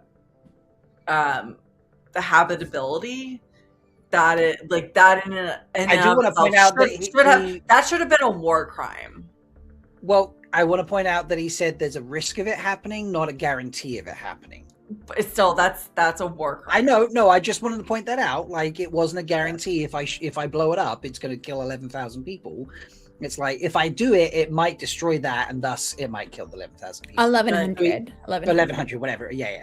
So, but it ended up being more. Let's not blur actual facts, because that was stated. So yeah. No, but like, I'm not saying it's the right choice. I'm just saying, I think this gets back to his guilt, because in that moment he knew what he was doing, and he's like, as a military officer, you obviously want to preserve the life of the people operating under you. So I 100% get that. And he came out with 20% casualties, and not even deaths, casualties. So people who are yellow. 20 people so there were people who were yellow, 20% yellow versus, I think it was a smaller percentage. I think it was 7% that were black. But if we're getting down to the terminology of the dots that he was seeing, sure. But it was 60% casualty was what he was used to. He was expecting it. He was expecting, and so expecting 60%, coming out with 20% yellow, with like 6 to 7% of those yellows turning to black. Again, like that is I actually made a note about the how he was perceiving this warfare, and in how like it's compared to what we do these days. And so unless you're immediately in the action, a lot of it is like the casualties and the consequences of war, especially as people who are just watching it via TV. Like, it's very far removed, so you're not the one up in there watching the people experience the consequences on both sides. I mean, I feel like that's what he's talking about when he's talking to Dawes in the story, in the now time in this story, about like, you know, when he feels guilty, it's this choice right here where he decides, he verbally says, go ahead and attack the blockade in this hallway, knowing full well that most likely he was going to destroy the oxygen for like many people on the station. I feel like that is the reason he says he's guilty, the reason he keeps saying it was my responsibility, my choice, even though he had orders from above. This moment is why he's stating that. And that's I think personally, and Leigh-a, you can go off on, I don't have experience in the military, but I feel like that moment as a colonel, right? He's the colonel, that he could at that point say, no, I'm not going to do this. Yes. Like, he has enough power to say no, and maybe he gets shit for it later, and they dishonorably discharge him from the military, whatever they do. But he had a choice right there. Like, he didn't know all the facts, but he keeps going. It's my job. I'm going to do it. He says it's my job. But at that moment, he makes the decision. Mm-hmm. When he could have easily said no. And yes, he would have faced consequences. But, like, even if he didn't know about the freaking surrender and all this bullshit, he chose to kill them, or to risk killing them, which then killed, like, what, 1,100 people or something like that. Like, he chose that. And I feel like that's why he's wanting to commit suicide by putting himself in the bars. And that's what he's talking about. Like, so back to Mel's point way long ago, yes, I do think he really does feel guilt. Like, he made a bad call. And I don't know why he made that call, because he seems like he thought about it. And then to immediately ask about the surrender and all this stuff afterwards. Because he's a spacist. He's a spacist. He's extremely spacist at that time. Yeah. Like, and you can see the terminology that he uses all the way, like, throughout the entire novella, is very like if you triggering and targeted. And if you were the OPA, would you take that guy on, or would you just put him out the airlock at this point? Like, he chose that shit, regardless of the lies. Like, he feeds them what he's told in this discussion with Anderson Dawes at the very end. He tells them the truth. But still, he chose this one moment, regardless of not knowing. Like, would you space him, or would you let him become an OPA figurehead? I think it's back to Dawes's comment about using what's useful, right? Like, you use the imperfect tools you have in front of you to survive in the belt. You're in the belt. There's nothing else. You don't have any other choice. And he's there. He's physically there, and he's got all these skills. And there are things that they have to figure out if they can work through, right? But there are a lot of skills that they could take advantage of. So even if he's like an imperfect choice, he's a choice with a known value, right? So if that really is the philosophy of the OPA or just Dawes, like making use of the tools that you have in front of you, however imperfect they are. Yeah. Sorry, everybody. I have to run really quick. I have an emergency. I may be back, but Rob, answer the question. Love you. Bye. No, I think Mel got it concisely. I think what she said is, it's a use. It also, without harping on too much about it, it does kind of fall into my, like, he's been, quote, retired and sent on a secret mission thing, doesn't it? It does kind of, it can play into that as well. It sure can. I mean, it can. Yeah, I think it will be interesting to see what the power suddenly becoming a power player in the galaxy does to the OPA as an organization, and I assume we'll get to see that, right? Yeah, you would think the next one kind of has that in it, a bit at least. Like, unless it's going to be a huge time jump, which does not make any sense. So, yeah. So I mean, we could theorize about this next week. We can indeed. That's very true. What do you think about? Okay, so did you guys read the author notes or not? I didn't get a chance to. You posted about that, and I didn't realize there was some. Well, it's not very long. It's like a page and a half or something like that, isn't it, Mel? Yeah. It's all a couple of pages. Yeah, it's not much. There was a fun little tidbit at the very, very end of the author note. Did you see that, Rob? That one of the actors from the show, who is a character that we haven't met yet, postulated that earlier in that character's life, she was the woman with the gun, pointing the gun. I know exactly. Oh, yeah. That was, and I thought that was so... I love that. I love the, like, making use of what's on the page and turn it into... turn it into something you could use for your character's background, and I thought that was really cool. For people watching, excuse the chaos of the cat. I'm trying to train her to be a shoulder cat, which she's doing okay with. She's doing great. I don't know. On your shoulder. Yes. Yeah, like she's getting much. I mean, she's on the back of the chair. She's half on the back of the chair right now. If I turn, you can see. But she's getting better at it. So yeah. Ooh, she slid.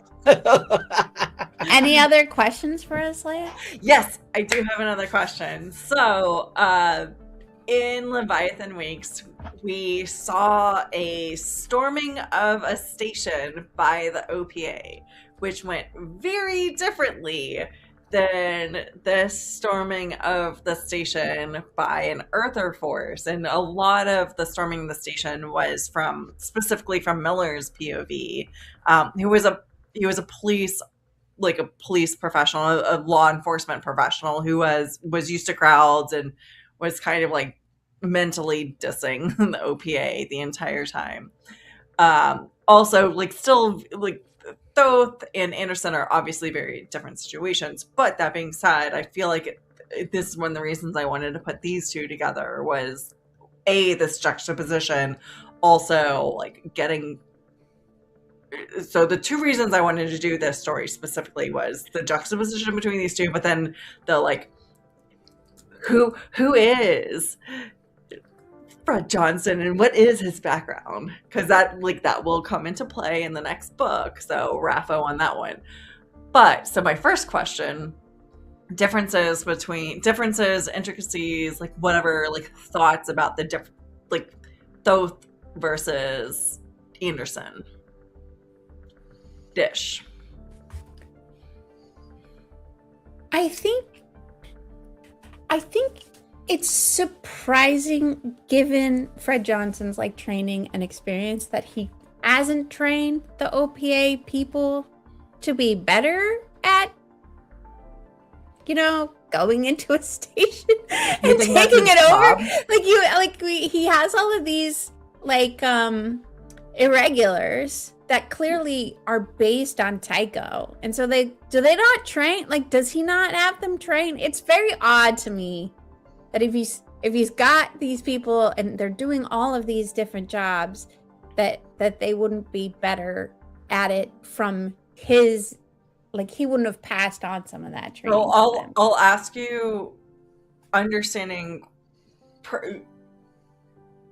outside of knowledge of what happens in the story and with the proto-molecule, not placentamon, is that a purpose of the OPA to board and raid a station, or do they have a different purpose? I mean, they want to take down the gravity well, so they've got to train something somehow. They have to train for something, right? Do you think they're an army that's wanting to do these things, or are they more of a militia? I mean, they're at least a militia, right? They're at least a militia, and you don't form a militia unless you want to throw out an occupying force. But are they organized enough to be considered a militia? Well, that's the thing. I don't understand why Fred, given the experience that he has, would not train them up to be more functional. Okay. As a crew, just in general, if he is going to make use of them for this more than once, right? They did it more than once in Leviathan Wakes. So clearly, like, they did Thoth, and then they did Eros, or were planning to do Eros, right? So like, yeah, it's odd to me. Well, and that does support Palpatine Johnson.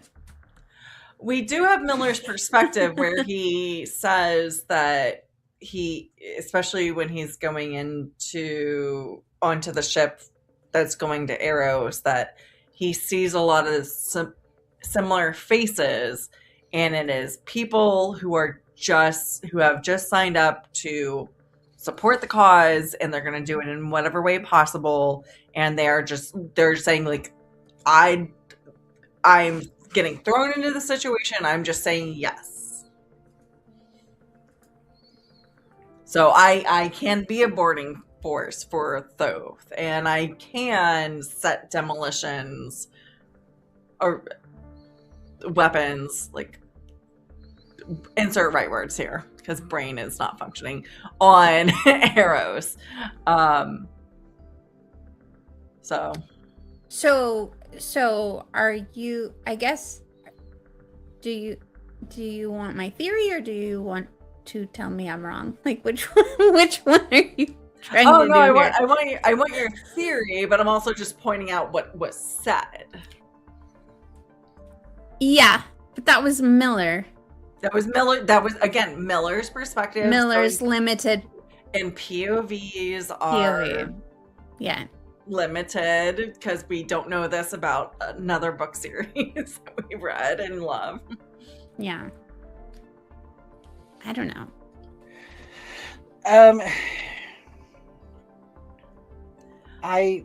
Unless Fred joined the OPA and they were like, go be our militia trainer, there's only so much of his stuff that he's gonna, pass down, that's gonna like keep making its way down to the actual, people on the ground who will do these maneuvers. Unless he's directly, it's like maybe one or two people between him and the people on the ground, or directly him to the people on the ground. Like, how much of his actual knowledge is going to A, make it down there, and then B, be implemented to his standards? Whereas coming from the, from Earth military, everybody's using that same playbook. Everybody's reviewing those same standards. Like, the guy in charge doesn't have to teach, number 2 and number 3 and number 4 and number 5. So all the guys in the bottom, are doing it, the exact same way, the right way, religiously training it day in and day out, to the point where they're programmed to be like, 60% of us aren't coming back, and that's just the norm. That's nothing to be unexpected. That's cool. That's how that's life. That's a Tuesday. There's a big difference between transmitting that knowledge in those two different places. So I would, that's how, when I was seeing them board that station, I was just like, this kind of makes sense. Like, they're almost, like we said, a militia type thing. All of his expertise isn't going to make it all the way down and be delivered in exactly the way that he would have delivered it with his military team. So yeah, I guess what Dawes said about recruiting him for his particular skill set made it surprising to me that in the aftermath of him joining for that specific skill set, because he wanted to make use of that skill set, they wouldn't have absorbed more of it, I guess. That's all. I don't necessarily disagree that it was out of character for the way that they operate. It's just it's interesting. I have noted that he was recruited specifically because he had that, and then didn't pass it on. And what does that mean? Maybe he doesn't, initially didn't want them as trained as they wanted to be trained. Maybe not. So maybe he was there undercover. Maybe not. Or maybe he thought it was just like he wanted to like completely get rid of that. Like I'm curious the why. Maybe he's like, there's more to me than my fighting ability. Yeah, maybe. Maybe. It's like, I can get contracts for giant. I'm more than Mormon just a soldier. Yeah. To build giant I mean, ship. he's I can swindle Mormons. He's obviously very skilled at running Tycho Station. So, like, he's apparently a good administrator. Yeah. So. Interesting. Yeah. Okay, let me see. Let me go back through the notes. So let me see some of the.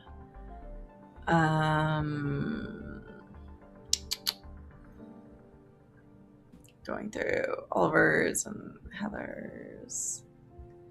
If Holden is an optimist and Miller is a realist, how would you classify Fred Johnson? This is a Heather Sedai question. Could you repeat the question? If Holden is an optimist and Miller is a realist, how would you classify Johnson team? She said Fred Johnson. I just added Fred. Oh, right. Okay. So her question is Fred Johnson. Yes, You she made says Johnson. Fred Johnson. Okay. How would you Holden optimist. Heather's Miller not realist. trying to lead you in any one direction.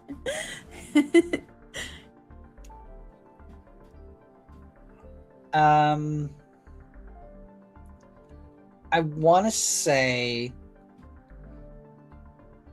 opportunist is my gut response there. Okay. That was the first word that popped into my head when that question was asked. I like that. Yeah, I don't think he sees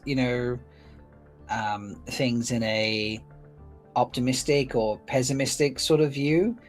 I think he has realistic tendencies, but not the same way as Miller type thing, because Miller has a different worldview to Fred. Palpatorist. That's a nice one. Palpatunist. Sorry, palpatunist. Yes. Fred. They come from different.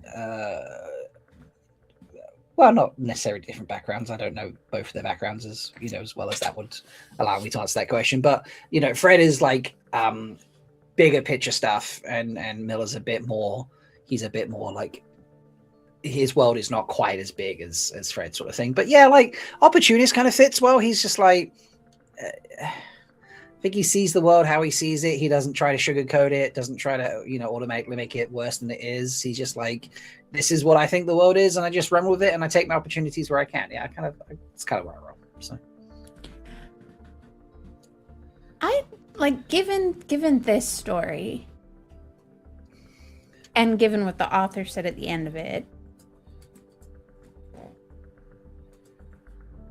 I like to think of Fred Johnson as like Holden, when Holden actually has realized the consequences of his actions. Like he's made a big fuck up, and he actually is owning the fuck up. Right? Like it's I feel like those two could have started out very similar. Like Fred and Holden could be very similar characters. And then then Anderson Station is the diverging point where Fred's rose-colored glasses get ripped off, and in a way that he holds himself so responsible for. And Holden hasn't quite gotten there still with owning his own actions and so it's it's the reality of a person who is capable of some self-reflection and learning from it, versus a person who's holding on to his morals over hell or high water. I don't have a single word for Fred. Sorry. I was gonna say, is there a one word for that? I don't have a one worder for him. There's not a one word, okay? Because I can't Don't think have of one. one. I can't think of one. But no, I'm picking up what you're putting down. I like it. Yeah. Sorry, I missed what you said for the last 15 minutes, 10 minutes. That's okay. We were talking about a question Heather had, I guess, right? No, another question from Ulver's ears. As a butcher, what is Fred's preferred cut of beef?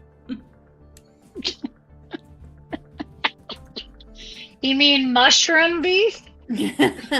Fungus? I mean, he wanted the real whiskey, so he's an earther. I'm sure he's going to be like, I'm not taking this vat-grown shit. He was then. He's chosen to live his life in the belt. You have to make certain exceptions. Yeah, certain adjustments. Oh, well, and I guess maybe vat-grown is his like Leviathan Wakes era preferred, but when he's in this novella era, in the novella, the man's giving me the filet mignon. You know. Ooh. No, I think he's a T-boner. No. After working in a steakhouse, I'm gonna T-boners are He's not. going ribeye, I think, personally. But... Yeah, I could see ribeye. You know, a good quality ribeye. Tell me about T-boners.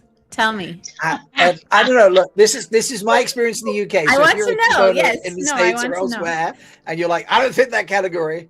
That's fine. And also, not everyone in the UK will fit this category anyway. But people who come in and want a T-bone, like, are ordering a T-bone because it's like, oh, I'll have a T-bone steak. This is a big fancy steak. You know, they're ordering it for the name. They're like people that have a brand, you know, and actually are buying it for the name and don't actually care what they're wearing or holding or whatever it might be.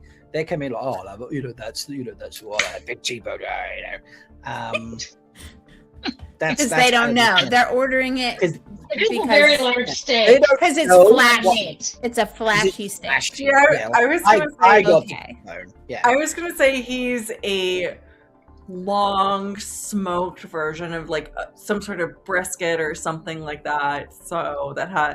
And I think those are usually like flank or something, like just like you do get like one side of a T-bone is a nice steak. The other side of T-bone is just like, you know. Are we talking about what piece of meat?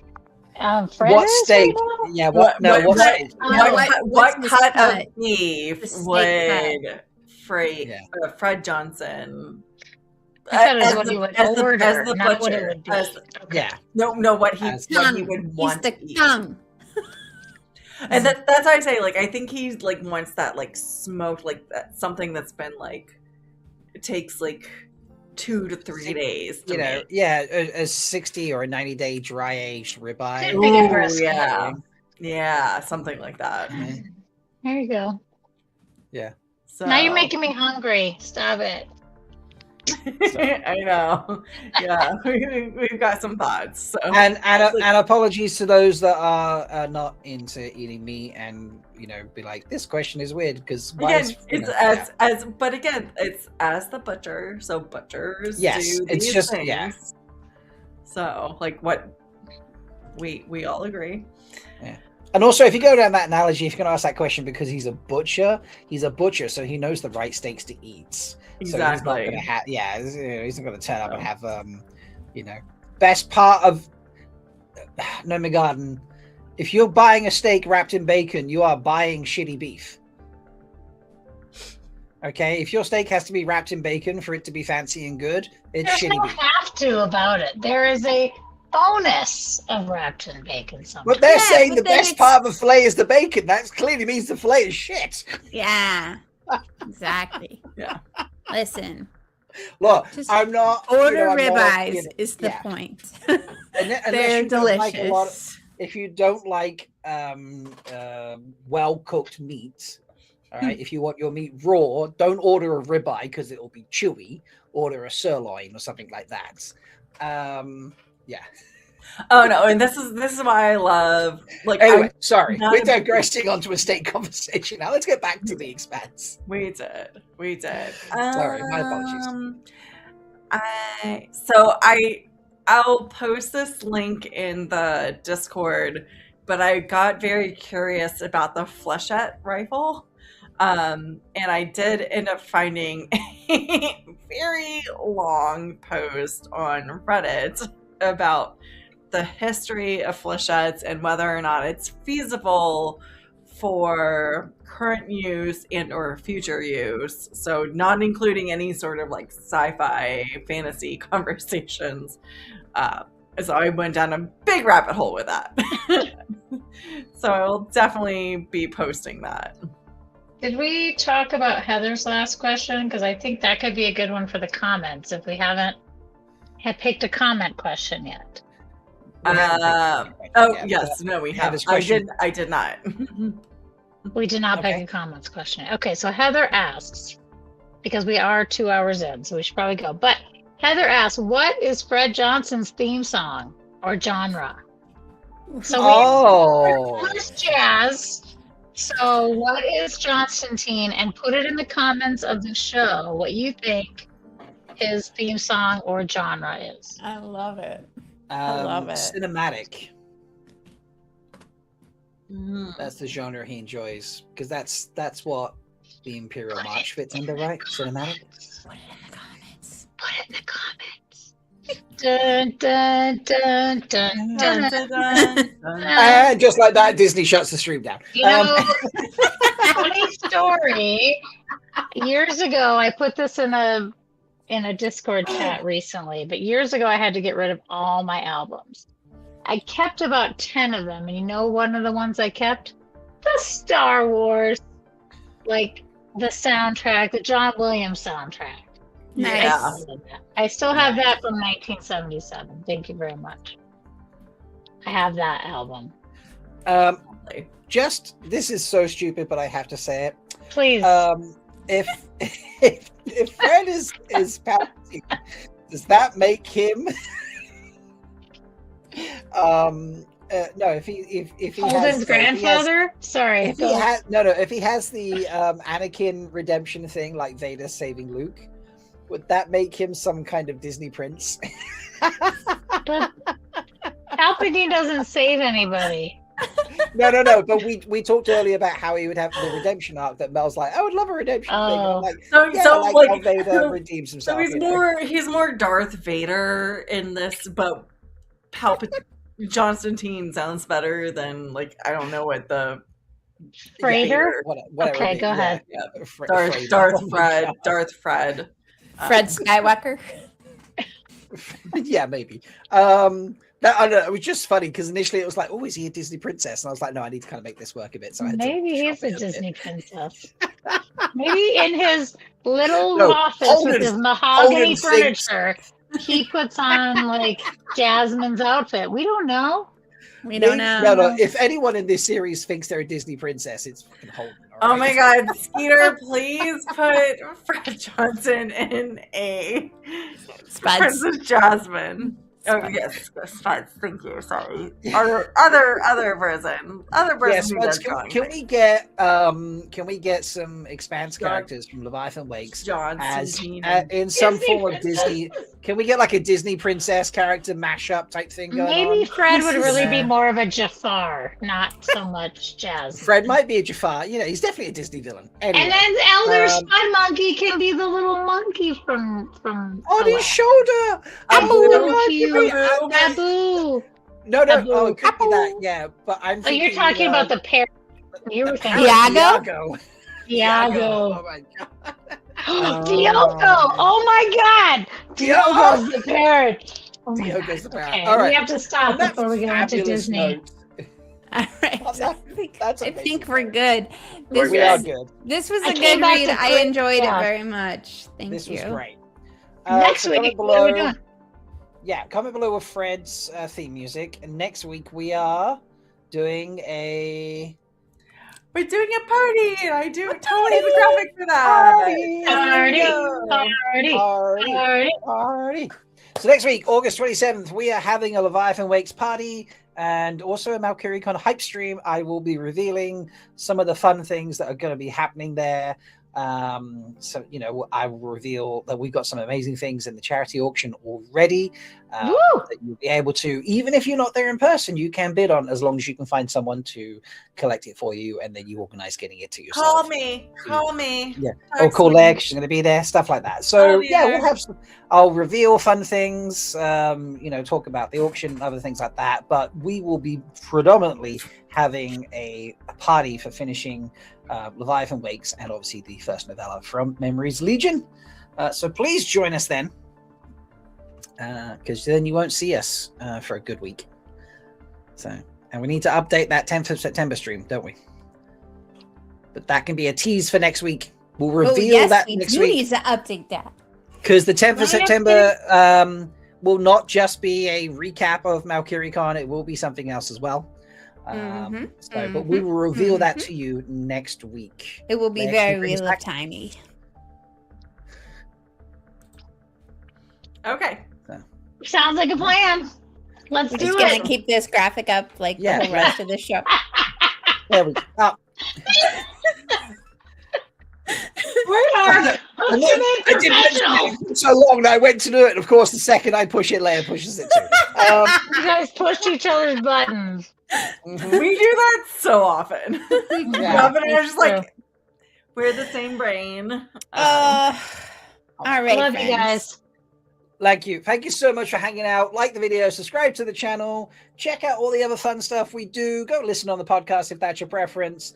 And until next time, may you always find love, water, and shade. And I've got to keep vamping because I forgot the video's not loaded in. Bye.